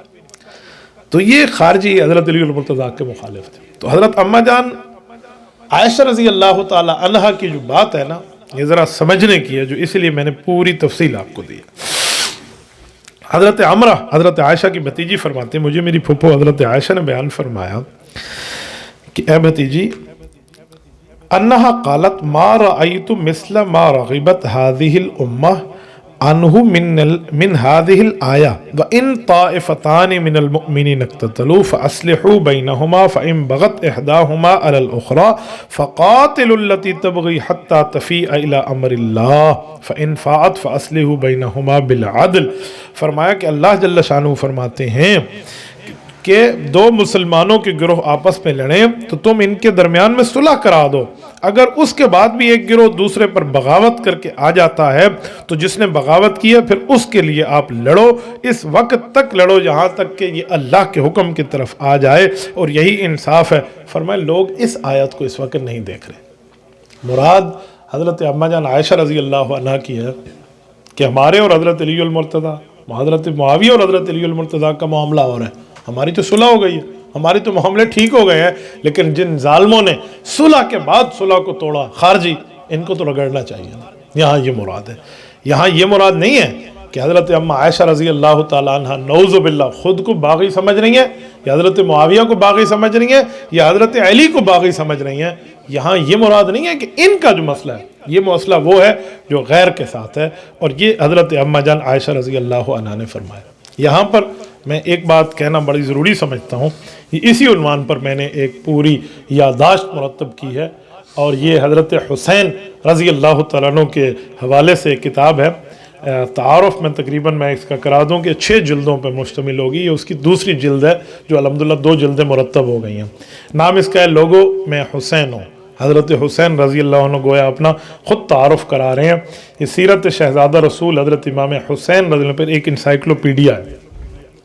تو اس میں 2 حصے اگر آپ کی خدمت میں رکھوں تو آج کے عنوان کے مطابق ہوں گے کہ جو لوگ سمجھتے ہیں کہ یہ لڑائی ان کی آپس کی ہے، فلاں ہے، اس طرح ہوا ہے، تو ان کے احترام کے رشتے بھی تھے. اگر اختلاف ہو گیا تھا حضرت اماں جان عائشہ کا حضرت علی سے تو محبت کا تعلق بھی تھا. جنگ ہو گئی تھی، وہ جنگ اس طرح نہیں ہوئی تھی جو اس روایت کا لفظ ہے نا فَأَصْلِحُوا بَيْنَهُمْ، اس پہ یوں نہیں ہے کہ یہ جنگ کی وجہ سے جنگ ہوئی.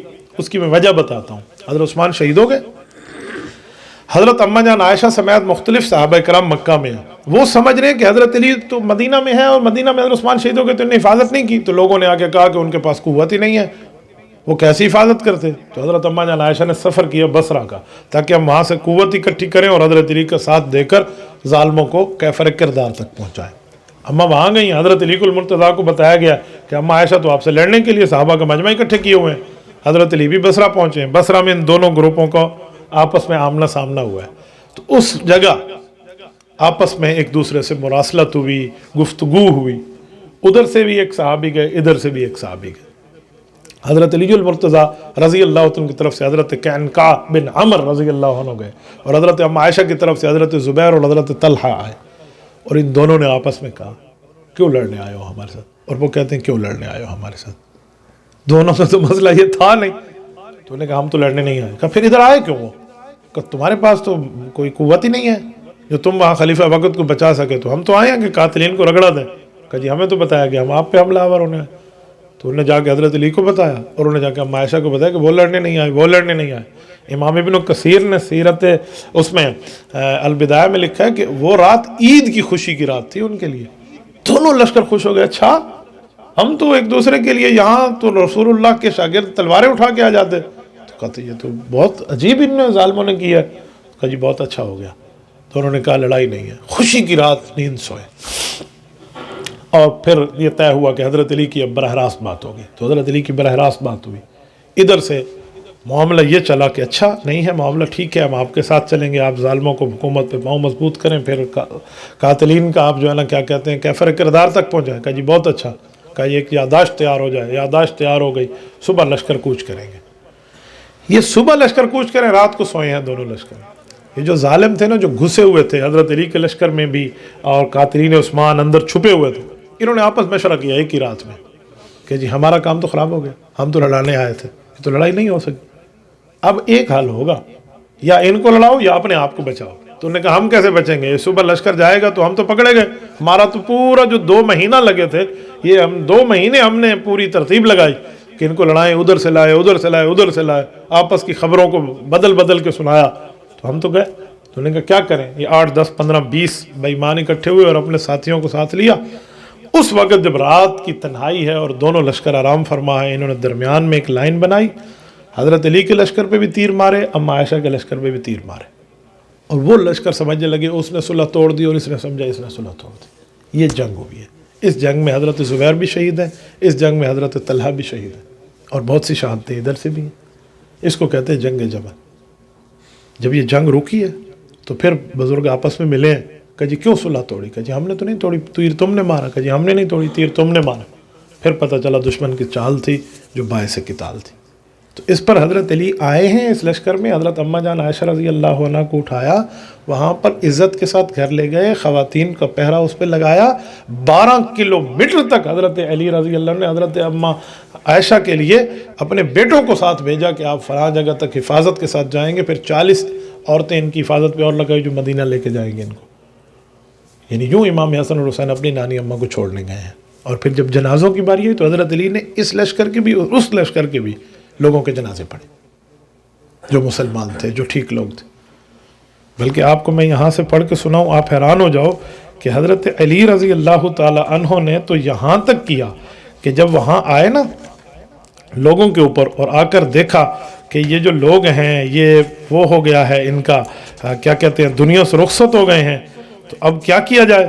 تو حضرت علی رضی اللہ تعالی نے تو حضرت طلحہ کے شہادت کے بعد جب تشریف لائے اور وہاں پہ پہنچ کے دیکھا کہ حضرت طلحہ شہید ہو گئے ہیں، اور حضرت طلحہ کون آدمی ہیں؟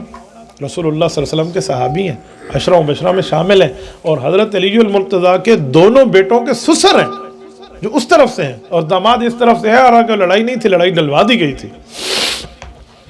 اس پر یہ میں آپ کی خدمت میں رکھوں، امام ابو بکر خلال رحمۃ اللہ کتاب السنہ ہے، وہاں پر یہ لفظ موجود ہے کہ حضرت علی آئے، ان قیس ابن عباد قال قال علی یوم الجمل، جمل والے دن حضرت علی المرتضیٰ نے دیکھا حضرت طلحہ کو شہادت پہ، تو فرمایا یا حسن یا حسن، 2 دفعہ کہا اپنے بیٹے کو، حسن بیٹا، حسن ایک بات سنو، یہ میرا دوست حضور کا صحابی شہید ہوا ہے ہمارے سامنے والے لشکر میں، لیت اباک مات مذ 20 سنہ، اے کاش تمہارا والد علی آج سے 20 سال پہلے دنیا سے رخصت کیوں نہیں ہوگا۔ یہ حضرت علی کا لفظ ہے، کتنے درد دل سے بیان کیا۔ یہ حضرت امام ابو بکر خلال رحمۃ اللہ تعالیٰ علیہ نے بات بیان فرمائی، اور اس طرح وہ جملہ ارشاد فرما رہے تھے حضرت طلحہ رضی اللہ تعالیٰ عنہ پر۔ اور ایسے ہی حضرت اماں عائشہ رضی اللہ تعالیٰ عنہ کے لیے آتا ہے کہ حضرت اماں عائشہ رضی اللہ تعالیٰ عنہ کا واقعہ بیان کیا، یہ بھی سنیں، یہ امام ذہبی رحمۃ اللہ علیہ کی کتاب ہے سیر اعلام النبلاء، وہ ارشاد فرماتے ہیں حضرت علی المرتضیٰ کے لیے، ان عاصم بن کلیب ان ابیہ قال انتہینا الی علی رضی اللہ عنہ فذکر عائشۃ فقال خلیلۃ رسول اللہ صلی اللہ علیہ وسلم وہذا یقولہ امیر المؤمنین فی حق عائشہ ما وقع بینہما فرضی اللہ عنہما ولا ریب ان عائشۃ ندمت ندامۃ کلیۃ علی مسیرہا الی بصرہ وحضورہا یوم الجمل وما ظننت ان الامر یبلغ ما بلغ فان عمارت ابن عمیر ان سمع عائشہ اذا قرأت وقرن فی بیوتکن بکت حتی تبل خمارہا، کہ حضرت عائشہ اور حضرت علی المرتضیٰ ان دونوں کے حالات کیا؟ فرمایا اس جنگ کے بعد حضرت علی کے پاس گئے تو ہم عائشہ کی بات ہوئی تو انہوں نے کہا خالی عائشہ نہ کہو، خلیلۃ رسول اللہ کہو، یہ ہمارے نبی کی محبوبہ بھی ہے۔ اتنی عزت ہے، لوگ کہتے ہیں لڑائی ہے، اتنی عزت کی۔ تو کہا جب ہم حضرت عائشہ کے پاس آئے اور اس طرح کی بات ہوئی، دل برداشت ہو چکی تھی، وہ کہتی تھی بیٹا مجھے نہیں پتا تھا، معاملہ یہاں تک پہنچ گیا، اس طرح ہو گیا ہمارے ساتھ، تو رونے لگ گئی تھی، اتنا روئی کہ حتی تبل خمارہا، ان کا جو دوپٹہ تھا نا وہ آنسوؤں سے تر بتر ہو گیا۔ تو اس سے ہم اندازہ لگا لیں کہ ایسا کچھ بھی نہیں ہے جیسا سمجھا جاتا ہے کہ ان لوگوں کی لڑائی ایسے تھی، ان لوگوں کا معاملہ ایسا تھا، ایسا کچھ بھی نہیں۔ ان حضرات کا آپس میں پیار تھی، محبت تھی، اور ان کے آپس میں اس حد تک تعلق تھا کہ اس تعلق کو بندہ جتنا بیان کرے نا اتنا ہی کم ہے۔ ان کے آپس میں بہت زیادہ محبت ہے۔ اور اسی طرح حضرت علی اور حضرت معاویہ رضی اللہ تعالیٰ عنہ کے درمیان جو ہوا اور اس کے بعد جو صلح ہوئی، تو صلح کے وقت حضرت علی المرتضیٰ کی چاہت تھی کہ ہماری صلح ہو جائے۔ حضرت علی کے دور میں جو صلح ہوئی، اس صلح کے لیے یہاں پر موجود ہے، آپ حیران ہو جائیں گے، یہ حضرت امام ابو بکر ابن ابی شیبہ کی روایت ہے، المصنف میں ہے، مصنف ابن ابی شیبہ، وہ فرماتے ہیں سلمان بن مہران حدثنی من سمع علی یوم صفین وهو عاز علی شفعتی لو علمت ان الامر یکون هکذا ما خرجت اذهب یا ابا موسیٰ فحکم ولو خر عنقی۔ فرماتے ہیں کہ مجھے حضرت علی المرتضیٰ کا یہ فرمان پہنچا کہ آپ اضطرابی کیفیت میں تھے، اور آپ نے اپنے ہونٹ کو، زبان اور ہونٹ کو یہ اپنے دانتوں کے نیچے دے کر فرمایا اللہ اکبر، معاملہ صفین کا اتنی لڑائی تک پہنچ جائے گا، اتنی شہادتیں ہو جائیں گی۔ حضرت ابو موسیٰ عشری رضی اللہ عنہ سے فرمایا ابو موسیٰ آپ ضرور مذاکرات کے لیے تشریف لے جائیں اور فیصلہ کر لیں، اگرچہ اس فیصلے میں مجھے نقصان ہی اٹھانا پڑے، بس راضی نامہ کرا دیں، معاملہ ختم ہو جاؤ۔ ولو خر عنقی، لفظ کا جو ترجمہ ہے نا، یہ حضرت علی نے فرماتے تو میں کبھی اپنے زبان پہ نہ لاتا، لفظی ترجمہ چاہے تم میری گردن کو جھکا دو نا یار، معاملہ ٹھیک کرا دو۔ یعنی حضرت علی المرتضیٰ رضی اللہ تعالی عنہ لڑائی کے قائل نہیں ہے۔ تو اس کو کیسے کہا جاتا ہے کہ یہ لڑائی ہے یا اس طرح ہے؟ پھر حضرت علی رضی اللہ تعالی نے ایک موقع پہ ایک جملہ فرمایا، آپ حیران ہو جائیں گے، یہ شیخ رضی کی کتاب ہے نہج البلاغہ، اس میں حضرت علی المرتضیٰ کا ایک لفظ ہے، آپ حیران ہو جائیں کہ حضرت علی اس میں کیا ارشاد فرما رہے ہیں۔ حضرت علی فرما رہے ہیں والظاہر ان ربنا واحد ونبینا واحد ودعوتنا فی الاسلام واحدۃ ولا نستزیدهم فی الایمان باللہ والتصدیق برسولہ ولا یستزیدوننا والامر واحد الا ما اختلفنا فی دم عثمان ونحن منہ براء۔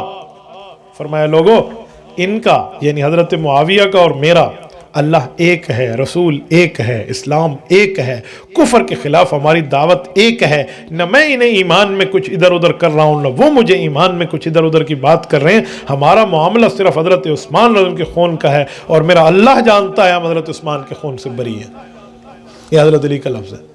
اس کو اس طرح لوگ پیش کرتے ہیں جیسا کہ نعوذ باللہ کوئی اس طرح کی لڑائی ہو اور اس طرح کا فساد ہو، اور وہ سمجھتے ہیں کہ اس طرح کے فساد کے بعد جو ہے نا یہ اس طرح کا معاملہ ہو جائے اور ان صحابہ کا آپس میں کوئی نفرت کا معاملہ تھا، ایسا کچھ بھی نہیں ہے۔ لڑائی کے بعد دیکھا جاتا ہے کہ صلح کی بنیاد کیا ہے اور کس بندے نے کس طرح کیا ہے۔ لڑائیاں تو ہو جایا کرتی ہیں، لیکن اس کا مطلب یہ نہیں ہے کہ آپ اس کو یوں کہہ دیں کہ وہ غلط ہے، یہ فلاں ہے۔ میں یہاں ایک جملہ آپ کو سناؤں۔ حضرت علی المرتضیٰ کی شہادت کے بعد حضرت معاویہ رونے لگے۔ جب حضرت معاویہ رضی اللہ عنہ روئے نا حضرت علی المرتضیٰ کی شہادت کے بعد، تو حضرت معاویہ کی بیوی نے انہیں کہا کہ آپ کی تو لڑائی ہوئی تھی ان سے اور آپ رو رہے ہیں۔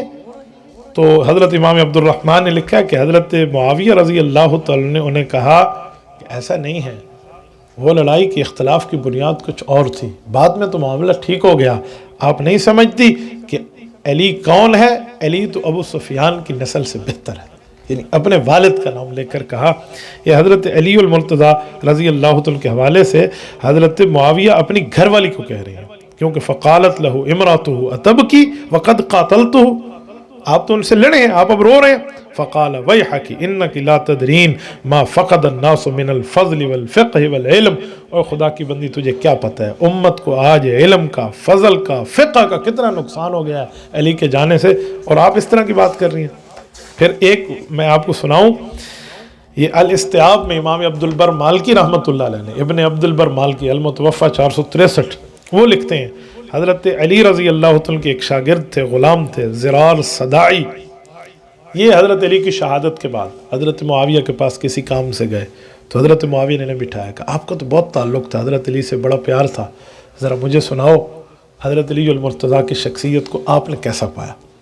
تو بہت حیران ہو گئے کہ ان کی تو لڑائیاں ہوئی تھی آپس میں، اور یہ ان کی تعریف میرے منہ سے سننا چاہتے ہیں۔ تو زرار صدائی تھوڑے سے چپ ہوئے، پھر حضرت معاویہ نے فرمایا نہیں آپ کو چاہیے آپ مجھے سنائیں۔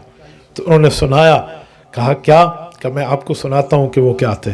کہا فکان واللہ بعید المدى شدید القوا یقول فصلا یحکم عدلا یتفجر العلم من جوانبہ وتنطق الحکمت من نواحی. پورا حضرت علی المرتضیٰ کا یہ ایک رکوع ہے جو انہوں نے نقشہ کھینچا ہے کہ حضرت علی المرتضیٰ کیا تھے. وہ کہنے لگے مجھ میں یہی ہمت ہے کہ میں آپ کو سناؤں. میرے استاذ محترم حضرت علی کا تعارف یہ ہے، خدا کی قسم امیدوں سے دور تھے، قوت میں غالب تھے، پختہ بات کرتے تھے، انصاف کے ساتھ فیصلہ کرتے تھے. علم آپ کے جسمانی پہلوؤں سے یوں پھوٹتا تھا جیسے سمندر سے لہریں پھوٹتی ہیں. حکمت اور دانائی آپ کے ارد گرد یوں بولا کرتی تھی جیسے بولنے کا حق ہو. دنیا کی رنگینوں سے نفرت کرنے والے تھے. رات کی تنہائی میں خوش ہوتے کیونکہ وہاں تہجد کی نفل کی نماز ان کی محبوب نماز تھی. گہری سوچ رکھتے، عبرت کا حصول رکھتے، معمولی لباس پہنتے، عام سا کھانا کھاتا کہ عام سا کھانا کھانا ان کو پسند تھا. ہم ان سے کچھ پوچھتے تو ہمیں ایسے جواب دیتے جیسے ہمارے پرانے یار ہوں.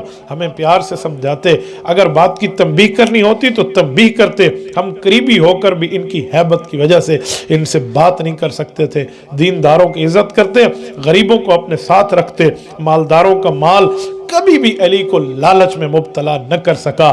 کمزور کو ان سے انصاف سے کبھی مایوس نہ ہونا پڑا.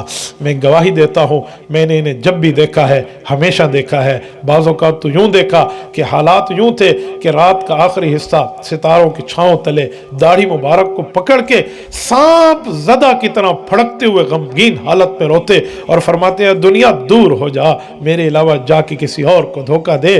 میں تو تمہیں 3 طلاق دے چکا ہوں، جس کے بعد رجوع کا کوئی گنجائش راستہ نہیں ہے.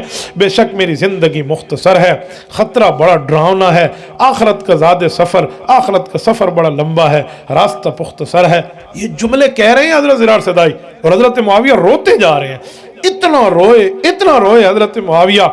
جب وہ خاموش ہوئے تو حضرت معاویہ رضی اللہ تعالیٰ نے بات سن کر اس کے بعد ایک جملہ فرمایا رحمہ اللہ ابا حسن کان کذالک. حسن کے ابا پر اللہ رحمت فرمائے ایسے ہی تھے، ایسے ہی تھے. اب آپ مجھے بتائیں ان کی تو آپس میں اتنی محبت ہے، اتنا پیار ہے، تو اس بنیاد پہ کیسے کہا جا سکتا ہے کہ ان کی آپس میں نفرت تھی، آپس میں لڑائی تھی؟ ان کو تو آپس میں محبتوں کی بات لوگ نہیں بتاتے. حیرانگی کی بات ہے، لڑائی بتاتے ہیں جو کسی ظالم نے لڑوا دی ہے جمل، یوں نہیں بتاتے جو محبت میں ان نے خود صلح کی ہے. حالانکہ جس لڑائی کے بعد صلح ہو جائے وہ لڑائی نہیں رہتی. جس جنگ کے بعد امن ہو جائے اور آپس میں ایک دوسرے کا راضی نامہ ہو جائے تو آپ اس کو کیا جنگ کہیں گے؟ پھر تو وہ فسادی ہے جو لڑائی کی بات کر رہا ہے اور امن کی بات نہیں کر رہا. اس سے آگے آئیں تو حضرت علی المرتضیٰ رضی اللہ تعالی عنہ کی اس بات کے بعد حضرت اماں جان عائشہ رضی اللہ تعالی عنہا نے اس پر جو ایک جملہ ارشاد فرمایا ہے وہ میں آپ کی خدمت میں رکھنے کے بعد اگلی روایت پڑھنے لگا ہوں. یہ اخبرنا مالک اخبرنا یحییٰ بن سعید ان سعید بن المسیب فی قول اللہ عز وجل الزانی لا ينکح الا زانیۃ او مشرکۃ والزانیۃ لا ينکحها الا زان او مشرک. قال وسمعته يقول انها نسخت هذه الآية بالتي بعدها ثم قرأ وانكحوا الأيام منكم والصالحين من عبادكم وإمائكم. قال محمد وبهذا نأخذ وهو قول أبي حنيفة والعامة من فقهائنا رحمهم الله لا بأس بتزويج المرأة إن كانت قد فجرت وإن يتزوجها من لم يفجر. اس آیت میں کچھ بات سمجھائی، من لم يفجر، اس بات میں کچھ سمجھایا جا رہا ہے. وہ کیا ہے؟ وہ ایک مسئلہ ہے کہ جو زانی مرد ہے وہ زانیہ عورت سے ہی نکاح کرے گا. یہاں کچھ لوگوں نے عجیب معاملہ سمجھا ہوا ہے کہ جس مرد نے زنا کیا ہے تو اس کو جو بیوی ملے گی وہ بھی زانیہ ہوگی، اور جس بیوی نے زنا کیا ہے اس کو جو مرد ملے گا وہ بھی زانی ہو. اس طرح سمجھا ہوا ہے، حالانکہ مسئلہ یوں نہیں ہے. یہ اس آیت کو سمجھنے کی اور اس کی منسوخیت کی وجہ کی تفہیم کی بڑی ضرورت ہے. حضرت سعید ابن مسیب رحمۃ اللہ علیہ اس آیت میں کچھ تشریح فرما رہے ہیں. وہ تشریح یہ ہے کہ قرآن کریم کا پہلے حکم تو یہی تھا کہ زانی مرد ہے نا، اس کا کسی نیک عورت سے نکاح نہیں ہوگا، اس کا زانیہ سے نکاح ہوگا یا مشرک سے نکاح ہوگا. اور اسی طرح زانیہ خاتون ہے تو اس کا مشرک مرد سے نکاح ہوگا اور اس کا کسی زانی مرد سے نکاح ہوگا، شریف مرد اس کو نہیں دیا جائے گا. یہ حکم تھا. تو شروع میں یہی مسئلہ تھا، لیکن پھر اس آیت کو منسوخ کیا. اللہ تعالیٰ نے ایک حکم اور اتارا. وہ اتارا کیا تھا؟ وہ آیت تھی، فرمایا وہ آیت وَانْكِحُوا الْأَيَامَ والی آیت، کہ اس میں اللہ تعالیٰ نے بیوہ عورتیں اور باقی خواتین کے نکاح کی اجازت دے دی. تو اب اس سے پتہ چلا کہ کوئی خاتون گناہ کر چکی اور بعد میں توبہ طیب ہو تو اس سے شریف مرد کا نکاح ہو سکتا ہے. اور اسی طرح کسی مرد میں کوئی گناہ ہو گیا ہو اور اس نے توبہ کر لیا تو اس سے باقی خواتین کا نکاح ہو سکتا ہے. یوں نہیں ہے کہ اس نے اسی سے نکاح کیا تو اب اس کی بیوی بھی ایسے ہوگی اور اس مرد نے ایسے کیا تو اس کی عورت بھی ایسے ہوگی, تو یوں نہیں ہے. یہ انہوں نے مسئلہ سمجھا دیا کہ اس آیت کے حکم کو منسوخ کر کے اللہ تعالیٰ نے دوسری آیت نازل فرما دی, تو اس سے پتہ چلا اب کوئی سا بھی مرد کسی بھی عورت سے نکاح کر سکتا ہے, چاہے اس نے ماضی میں کتنے ہی خاتون نے یا مرد نے گناہ کیے ہوں. اللہ تعالیٰ نے اس کے لیے توبہ کا دروازہ کھولا ہے, تو ایسا کچھ بھی نہیں ہے جیسے سمجھا جا رہا ہے. اس سے اگلی حدیث, اخبرنا مالک عن عبد الرحمن بن القاسم عن أبيه أنه قال يقول في قول الله عز وجل ولا جناح عليكم فيما أردت. اس آیت میں ایک مسئلہ سمجھایا جا رہا ہے. وہ مسئلہ کیا ہے؟ وہ مسئلہ یہی ہے کہ کوئی خاتون عدت میں ہو, اس کا خاوند فوت ہو گیا ہے یا اسے طلاق ہو گئی ہے, وہ عدت میں ہے, تو عدت والی خاتون کو پیغام نکاح دینا تو حرام ہے. عدت میں آپ نکاح کا پیغام نہیں دے سکتے, وہ اپنے خاوند کے غم میں ہے, تو قرآن نے منع کیا ہے کہ آپ اس کو نہیں کہہ سکتے عدت کے دوران کہ آپ مجھ سے شادی کر لیں یا آپ کی شادی فلاں جگہ, اس طرح بات نہیں چل سکتی. ہاں اشارہ اور کنایہ سے بات کرنا جائز ہے. عدت ختم ہو رہی ہے تو اشارے اور کنایہ سے, تو قرآن کہتے ہیں او اکننتم فی انفسکم, آپ دلی طور پہ اس خاتون کو اشارہ دے سکتے ہیں, تو وہ اشارہ دینا آپ کے لیے حرج نہیں ہے. اچھا, اب اشارہ دینا کسے کہتے ہیں؟ تو حضرت عبد الرحمن بن قاسم عن ابیہ, یہ قاسم بن محمد بن ابی بکر, یہ حضرت اما عائشہ کے بھتیجے ہیں, یہ ارشاد فرما رہے ہیں. حضرت اما عائشہ کے ایک بھائی تو عبد الرحمن جن کا میں ذکر کر چکا, ان کی بیٹی تھی عمرہ, وہ ان سے پڑھی. اسی طرح حضرت اما عائشہ کی ایک اور بھتیجے ہیں جو دوسرے بھائی سے ہے, ان کا نام ہے محمد بن ابی بکر. یہ اما عائشہ کے چھوٹے چھوٹے بھائی ہیں, تو یہ نبی علیہ الصلوۃ والسلام کے سالے ہیں اور حضرت اما عائشہ کے بھائی ہیں. ان کے ایک بیٹے ہیں قاسم بن محمد. یہ قاسم حضرت اما عائشہ کا ایسے ہی بھتیجا ہے جیسے عمرہ بھتیجی ہے, تو ان کی پھوپھو ہیں حضرت اما عائشہ. یہ قاسم بتا رہے ہیں قرآن کریم کی آیت کی تشریح. قاسم اتنا بڑا فقیہ ہے مدینہ کا, اتنا بڑا فقیہ ہے کہ جتنا بڑا فقیہ کہوں اتنا کم ہے. یقین مانیے, آپ حیران ہو جائیں. حضرت قاسم کا نام فقہاء سبع مدینہ کے جو ہے نا 7 فقہاء, ان میں ایک خاص نمبر پہ ان کا نام آتا ہے. بہت بڑے فقیہ تھے, بہت بڑے اللہ والے تھے. ان کی قبر مبارک آج بھی موجود ہے وہیں اپنا جنت البقیع کے اندر. ان سے میرا لگاؤ کئی حساب سے ہے. الحمدللہ ہمیں یہ سعادت حاصل ہے کہ میں نسل ابو بکر سے ہوں, تو ہمارا سلسلہ بھی حضرت قاسم کے واسطے سے جاتا ہے حضرت ابو بکر صدیق تک. ہمارے آباء و اجداد میں ہے, اللہ ان کی قبر پہ کروڑوں اربوں رحمتیں نازل فرمائے. تو یہ ایک آیت کی تشریح فرما رہے ہیں. فرمایا کسی بیوہ خاتون کی عدت کے دوران آپ اسے پیغام نکاح تو نہیں دے سکتے, لیکن آپ اشارے سے کہہ سکتے ہیں. وہ اشارے کیا ہیں؟ تو انہوں نے یہ الفاظ بتائے ہیں کہ اگر نکاح کا پیغام دینا ضروری ہے تو آپ اشارہ یوں کریں گے انکی علیہ کریمہ, کہ آپ میرے لیے قابل احترام ہیں. وانی فیک لراغب, یہ مجھے دلچسپی ہے کہ میں کسی اچھی خاتون سے انشاءاللہ شادی کر لوں گا. یا آپ یہ اس طرح بھی کہہ سکتے ہیں کہ اللہ اس خاتون کے ذریعے ہمیں رزق نصیب کرے گا. اس طرح کے الفاظ جو اشارہ کنایہ ہے تو یہ دیے جا سکتے ہیں. یہ مسئلہ میں نے کس جگہ ایک دفعہ بیان کیا, یہ حدیث سنائی, تو ہمارے ایک شاگرد ہیں, تو ان کی بہن نے کسی جگہ اپنے بھائی کے لیے نکاح کا پیغام دیا, اور وہ خاتون عدت میں بالکل آخری دنوں میں تھی, تو وہ بھی چاہ رہی تھی کہ میری کہیں رشتہ ہو جائے, تو یہ چاہ رہی تھی میری بھائی سے ہو جائے. تو اس خاتون نے اسے جا کے کہا کہ میرے بھائی نے ماشاءاللہ فریج بھی لے لیا ہے, گھر بھی اچھا بنا لیا ہے, اور بہترین قسم کی رہائش بھی رکھی, اس نے شادی کرنی ہے. تو ان کے بھائی نے آ کے مجھ سے پوچھا کہ میری بہن نے تو عدت میں یہ کہہ دیا, اب یہ گناہ ہے جائز ہے؟ تو یہ حدیث نہ ہوتی تو ہم اسے کہتے بھی تو گناہ گار ہے, لیکن یہاں روایت موجود ہے کہ اشارے اور کنایے سے بات کرنا یہ جائز ہے.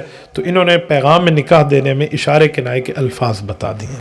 اس سے اگلی روایت, اخبرنا مالک حدثنا نافع عن ابن عمر. یہ حضرت نافع حضرت عبداللہ بن عمر کے غلام ہیں, بہت بڑے عالم ہیں, بہت بڑے عالم ہیں, کوئی چھوٹے موٹے عالم نہیں ہیں. وہ ارشاد فرما رہے ہیں ایک آیت کے متعلق, قرآن کریم کی آیت ہے, اور اس آیت میں اللہ تعالیٰ نے نمازوں کے احکام کو ذکر فرمائے ہیں. اور نمازوں کے احکام کے لیے جو آیت ہے, یہ آیت جو ہے یہ اس کی آیت ہے, کیا نام ہے, قرآن کریم کی سورت कहफ है। जी हाँ, सूरत कहफ के अंदर अल्लाह रब्बुल इज़्ज़त ने इस मज़मून को बयान सारी सूरत बनी इसराइल की आयत नंबर 78 है, इसमें बयान फरमाया अक़िमिस सलात लिदुलूकि शम्स इला ग़सक़िल लैल व क़ुरआनिल फ़ज्र इन्न क़ुरआनिल फ़ज्रि कान मशहूदा। इस आयत की तशरीफ़ फरमाई है कि किस वक्त नमाज ज़ोहर पढ़नी है, किस वक्त नमाज फ़जर पढ़नी है। तो इन्होंने उसकी तशरीफ़ फरमाते हुए यहाँ एक जुमला इरशाद फरमाया है, वो मैं आपकी खिदमत में रख रहा हूँ।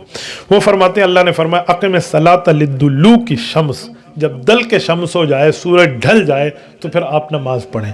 कहा सूरज ढलने के बाद कौन सी नमाज मुराद है? कहा ढलने और गुरूब होने का फ़र्क है। गुरूब होने पे मगरिब है और ढल जाने के ऊपर जो है वो ज़ोहर की नमाज है, क्योंकि उस वक़्त वो हो चुका होता है जिसे हम कहते हैं ज़वाल हो चुका होता है। तो ज़वाल के बाद ये जायज़ है। कहते हैं दुलूक शम्स मील हुआ, इसका मतलब है वो हिल गया है, ढल गया है, ये दुलूक शम्स का माना है। तो यही है। और इसके आगे लफ्ज़ है ग़सक़िल लैल, तो फरमाया वो जो लफ्ज़ है उससे मुराद गुरूब आफ्ताब है। जब सूरज गुरूब हो जाए तो मगरिब है, सूरज थोड़ा सा ढल जाए दरमियान से तो आगे जाके ज़ोहर है। तो ये नमाज़ों के औकात की इनने यहाँ तशरीफ़ फरमाई और पूरी बात इरशाद फरमाई। अगली रिवायत जो है वो अब्दुल्लाह इब्न अब्बास रज़ी अल्लाह अन्हुमा के वास्ते से इमाम मालिक दाऊद इब्न हुसैन के वास्ते से लाए हैं।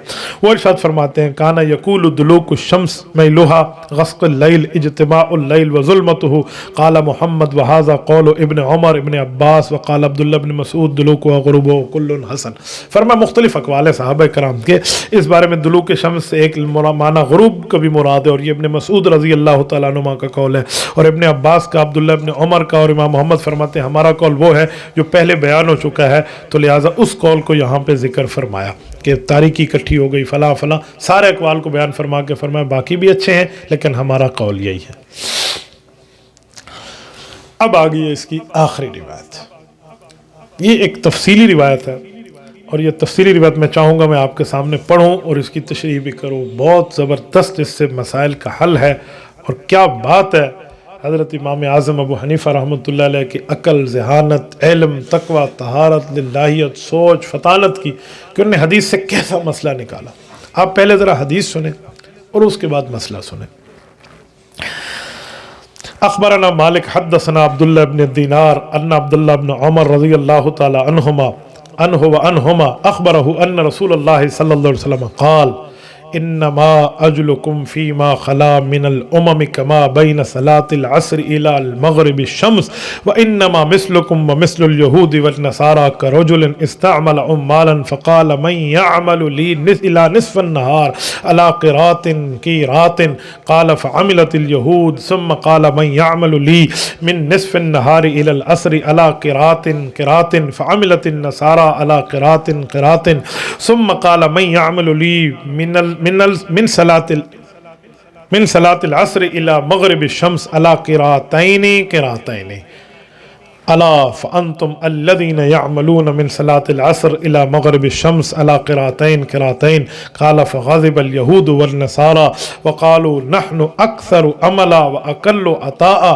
क़ाल हल ज़लमतुम मिन हक़्क़िकुम शैअ क़ालू ला क़ाल फ़इन्नहु फ़ज़ली ऊतीहि मन शिअतु और कमा क़ाला अलैहिस्सलातु वस्सलाम। आगे मसला है क़ाला मोहम्मद से। पहले मैं हदीस का तर्जमा सुना दूँ फिर मसला सुनाता हूँ, वरना दोनों इकट्ठे हो गए तो शायद आप समझ ना पाए। कहते हैं नबी पाक सल्लल्लाहु अलैहि वसल्लम का फरमान हज़रत अब्दुल्ला बिन उमर रज़ी अल्लाह तआला अन्हुमा इरशाद फरमाते हैं, हुज़ूर ने फरमाया, तवज्जो से, तुम्हारी उम्मत पहली वाली उम्मतों के मुकाबले में इस तरह है जिस तरह असर की नमाज से लेकर सूरज के गुरूब होने का वक्त है। तुम्हारी और यहूदी और ईसाइयों की मिसाल इस तरह है जैसे कोई शख्स किसी को मजदूर रखता है, कहता है कोई शख्स दोपहर से मेरे लिए एक क़िरात गोया 1 दिरहम इवज़ पर मजदूरी करे। तो यहूदियों ने वो काम किया। फिर फरमाया 1 दिरहम पर कौन दोपहर से असर तक करे का, उसमें ईसाइयों ने किया। फिर फरमाया अब 2 दिरहम पे कौन करेगा असर से मगरिब तक, तो फरमाया ये उम्मत मोहम्मदिया ने किया। तो उम्मत मोहम्मदिया को वक़्त जो मिला तो उसमें 2 दिरहम मिल गए। तो यहूदी और ईसाइयों गुस्सा आया, वो बोले अल्लाह हमने भी तो काम किया और हमें काम का उजर 1-1 किरात, इन्हें काम का उजर 2-2 किरात अजर मिला, क्यों? तो रब ने फरमाया मैंने कोई तुम्हारे ऊपर जुल्म और जो है ना क्या कहते हैं तुम्हारे हक को खाया है? तो उन्होंने फरमाया जी नहीं, आपने हक तो नहीं खाया। तो फरमाया बिल्कुल ठीक है, ये मेरा फजल है, मैं जिसे चाहूँ दे दूँ। इस हदीस से पता चला कि जो यहूद का ज़माना था या नसारा ईसाइयों का ज़माना था, उनका ज़माना बड़ा था, उनके अजर थोड़ा है, उनको वक़्त ज़्यादा मिला, उजरत हमारे मुकाबले में थोड़ी मिली, वरना तो ठीक मिली। ہمارا وقت جو ہے وہ تھوڑا ملا اور ہمیں اللہ نے اجر اور اجرت زیادہ دی. میں اس کو آسان لفظوں میں سمجھاتا ہوں. ایک مزدور ہے، وہ صبح سے ظہر تک کام کرتا ہے، 1 درہم ملا. دوسرا ظہر سے عصر تک کام کرتا ہے، 1 درہم ملا. اور ایک مزدور نے عصر سے مغرب تک کام کیا، اسے 2 درہم ملے. تو حضور نے فرمایا پہلی امت یہود، پھر نصارہ اور پھر امت محمدیہ. اس میں امت محمدیہ کی شان واضح ہے. حدیث تو پوری ہو گئی. امام ابو حنیفہ رحمۃ اللہ علیہ سے اسی لیے تو بندہ کہتا ہے کہ اس شخص پہ قربان دے، کیسے حدیث سے مسئلہ نکالتا ہے. اب آپ دیکھیں اس حدیث سے مسئلہ نکلتا کیسے. امام سے فرماتے ہیں یہ سب چیز برحق ہے کہ امت کی اتنی شان ہے، لیکن اس سے عصر کی نماز پڑھنے کا مسئلہ سمجھ آ گیا. کہ جی وہ کیا؟ کہ جی عصر کے لیے اس وقت پڑھے جب سایہ 2 مثل ہو جائے. یعنی عصر اس وقت میں پڑھے جیسے ہم پاکستان میں پڑھ رہے ہیں آج کل 4:15 کے لگ بھگ. تو کچھ لوگ کہتے ہیں نہیں، عصر شروع میں جلدی پڑھ لیں ظہر کے 1-1.5 گھنٹے بعد. تو امام صاحب فرماتے نہیں، عصر ظہر کے 3-3.5 گھنٹے بعد جا کے پڑھیں گے.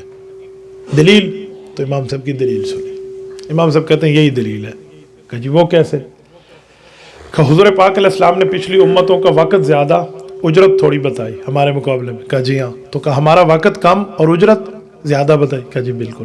کہ اب دیکھو، اگر ہم ظہر کے اس وقت بعد مثل اول میں عصر پڑھیں تو پھر ظہر اور عصر کا وقت چھوٹا ہو جائے گا اور عصر اور مغرب کا وقت بڑا ہو جائے گا. تو پھر تو اعتراض یہود اور نصارہ کا بنتا ہی نہیں ہے جس پہ اللہ نے جواب دیا. تو یہ عصر کا وقت چھوٹا ہو، 2 مثل پہ پڑھیں، تب جا کر یہ حدیث پاک کا مقتضا اس کے مطابق بنے گا. میں اس کو سمجھاتا ہوں آپ کو. مثل کہتے کسے ہیں؟ یہ دیکھیں، کوئی چیز میں یہاں رکھ رہا ہوں، دیکھیں یہ لائٹ کا اس وقت سایہ ہے، یہ چھوٹا سا سایہ آ جاتا ہے. چیز رکھیں اور اس کے سایہ کو دیکھیں. اب یہ سایہ 1 گنا سے بڑھے سورج کا ظہر کے وقت، یعنی کوئی چیز رکھ دیں، سایہ 1 گنا سے بڑھ رہا ہے تو اسے کہتے ہیں مثل سایہ. اور اگر ڈبل سایہ بڑھ جائے تو اسے کہتے ہیں مثلین سایہ. امام صاحب فرماتے ہیں جب مثلین سے بھی بڑھ جائے، ڈبل حصے سے بھی بڑھ جائے سایہ، پھر عصر کی نماز ہے، جیسے ہم پڑھ رہے ہیں آج کل مثلین میں. کچھ لوگ کہتے ہیں نہیں، جب صرف 1 مثل ہو تو 1 مثل ہونے کے اوپر عصر کی نماز کا وقت ہے. تو کچھ لوگ یوں کہتے ہیں. تو امام صاحب کہتے ہیں اگر 1 مثل والی بات ہم آپ کی مان لیں تو پھر تو ظہر اور عصر کا وقت چھوٹا ہو جائے گا اور عصر اور مغرب کا وقت بڑا ہو جائے گا. حالانکہ حضور سمجھانا ہی چاہتے ہیں کہ ظہر اور عصر کا وقت بڑا ہے اور عصر اور مغرب کا چھوٹا ہے. تو لہٰذا اس سے پتہ چلا احناف کے مطابق عصر کی نماز وہی پڑھنی چاہیے جیسے آج کل ہم پڑھ رہے ہیں. گرمیوں میں ہم ظہر کی نماز پڑھ رہے ہوتے ہیں 1 بجے 2 بجے اور عصر پڑھ رہے ہوتے ہیں 6:15 بجے. اور سردیوں میں تو آج کل چلو 4:15 تک ہے کیونکہ سردیوں میں موسم کچھ اوپر نیچے. تو عصر کی نماز اس وقت جا کے پڑھیں جب ڈبل سایہ ہو جائے. امام صاحب کہتے ہیں یہ اس حدیث سے سمجھ آئے. اور واقعی اس حدیث سے مسئلہ نکلا. کہاں تک اس شخص کا دماغ پہنچا جہاں عام بندے کی سوچ بھی نہیں گئی. اب آئیے اس مسئلے کی طرف جو حضرت امام محمد رحمۃ اللہ تعالی علیہ نے ارشاد فرمایا. امام محمد کہتے ہیں قال محمد هذا الحديث يدل على ان تاخير العصر افضل من تعجيلها. لا ترى انه جعل ما بين الظهر الى العصر اكثر ما بين العصر الى المغرب في هذا الحديث ومن اجل العصر كان ما بين الظهر الى العصر اقل مما بين العصر الى المغرب فهذا يدل على تاخير العصر وتاخير العصر افضل من تعجيلها ما دامت الشمس بيضاء نقيه لم تخالطها صفرا وهو قول ابي حنيفه رحمه الله والعامه من فقهائنا رحمهم الله تعالى اجمعين. یہی جو میں نے اردو میں سمجھایا وہی یہاں عرب کے لفظ میں، عربی زبان میں یہی بات انہوں نے ارشاد فرما دی. اللہ جل شانہ ہم سب کو ان کی قبروں پہ کروڑوں اربوں رحمتوں کے لیے دعا کرنی چاہیے. رب کریم انہیں سلامت با کرامت اور خوش و خرم رکھے. اللہ جل شانہ اس قرآن کریم کی آیات کی تفسیر کو اور اس حدیث پاک کے ختم کو اللہ قبول فرمائے. جن بچوں نے یہ قرآن کریم پڑھا ہے اللہ تعالیٰ ان کو پڑھنا قبول فرمائے. رب کریم ان سب کو مبارکبادی عطا فرمائے. بہت سی خواتین دعا کے لیے کہہ رہی ہیں، چلو آخر میں ان کے لیے دعا کر لیتے ہیں. بھائی شکیل جٹ صاحب کے لیے بھی دعا وہ بھی کر لیں گے. حذیفہ ابراہیم کو اللہ صحت کاملہ عطا فرمائے.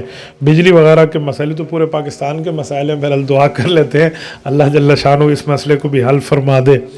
کہتی ہیں جن بچیوں نے احادیث پاک کی کتابیں مسند اور معطا پڑھی ہیں انہیں پڑھانے کی اجازت بھی دے دیں اور مجھے بھی دے دیں. بھائی عمار ابراہیم کہتے ہیں ٹھیک ہے، میں آپ کو تمام مرویات کی اجازت حدیث دے رہا ہوں، اس شرط کے ساتھ کہ صحیح العقیدہ احناف علماء دیوبند کا جو صحیح العقیدہ اور نظریہ ہے اس کے مطابق آپ اس مسئلے کو لے کر آگے چلیں گی اور آپ بھی چلیں گے تو کوئی نہیں مسئلہ، میں انشاءاللہ آپ کو اجازت دیتا ہوں، بلکہ میں اس کی سند بھی بھجوا دوں گا۔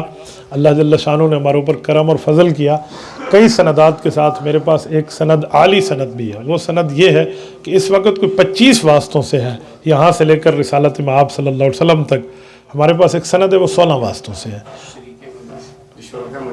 ہاں، شرکاء مجلس کو بھی اس چیز سے اجازت ہے جس بندے نے اسی شرائط کے ساتھ عمل کرنا ہے، تو وہ 16 واسطوں کی حدیث ہے الحمدللہ، اور وہ ہمارے شیخ الشیوخ اور اس زمانے میں من ینتہی الیہ علو الاسناد فی ھذا الزمان، جن کے لکھا جاتا ہے کہ ان پہ سند عالی جا کے ختم ہو جاتی ہے، حضرت مولانا سید شریف اللہ المولیانوی رحمۃ اللہ تعالی علیہ، جامعہ شمس العلوم رحیم یار خان والے، ان کی وجہ سے مجھے یہ سند حاصل ہے، جو ہمارے پاکستان کے بڑے بڑے شیوخ کو حاصل ہے۔ حضرت شیخ الاسلام سمیت بڑے بڑے اکابر نے ان سے سند اجازت حدیث لی تھی، تو وہ انشاءاللہ میں سند بھی بھجوا دوں گا۔ جزاکم اللہ تعالی۔ الحمدللہ رب العالمین والعاقبۃ للمتقین والصلاة والسلام علی سید الرسل وخاتم النبیین۔ ربنا ظلمنا انفسنا وان لم تغفر لنا وترحمنا لنکونن من الخاسرین۔ ربنا آتنا فی الدنیا حسنہ وفی الآخرۃ حسنہ وقنا عذاب النار وادخلنا الجنۃ مع الابرار یا عزیز یا غفار یا ارحم الراحمین۔ الہی آتی نفس تقواہا وزکھا وانت خیر من زکاہا انت ولیہا ومولاہا۔ اے میرے مولا اس پروگرام کو قبول فرما، جن بچیوں اور بچوں نے پڑھا ان سب کا پڑھنا، حاضرین سمیت ان سب کا قبول فرما۔ اے میرے مولا بھائی حذیفہ کو صحت کاملہ عطا فرما۔ اے اللہ بھائی شکیل کے لیے دعا فرمائے، ہم اچھی دعاؤں کی درخواست کرتے ہیں، اللہ ان کے حق میں قبول فرما۔ اے اللہ جتنی خواتین نے لکھ کے بھیجا ہے، کہا ہے، کہنا چاہتی ہیں، جن دوستوں نے کہا ہے کہنا چاہتے ہیں، ان سب کی تمام دعاؤں کو قبول فرما۔ اے اللہ بجلی سمیت یہ تمام جو مسائل کو حل فرما۔ نبی پاک صلی اللہ علیہ وسلم نے جو خیریں مانگی ہم سب کو عطا فرما، جن شرور سے، فتن سے، فساد سے پناہ مانگی ہے میرے مولا پناہ عطا فرما۔ صلی اللہ تعالی علی خیر خلقہ محمد وعلی آلہ واصحابہ اجمعین برحمتک یا ارحم الراحمین۔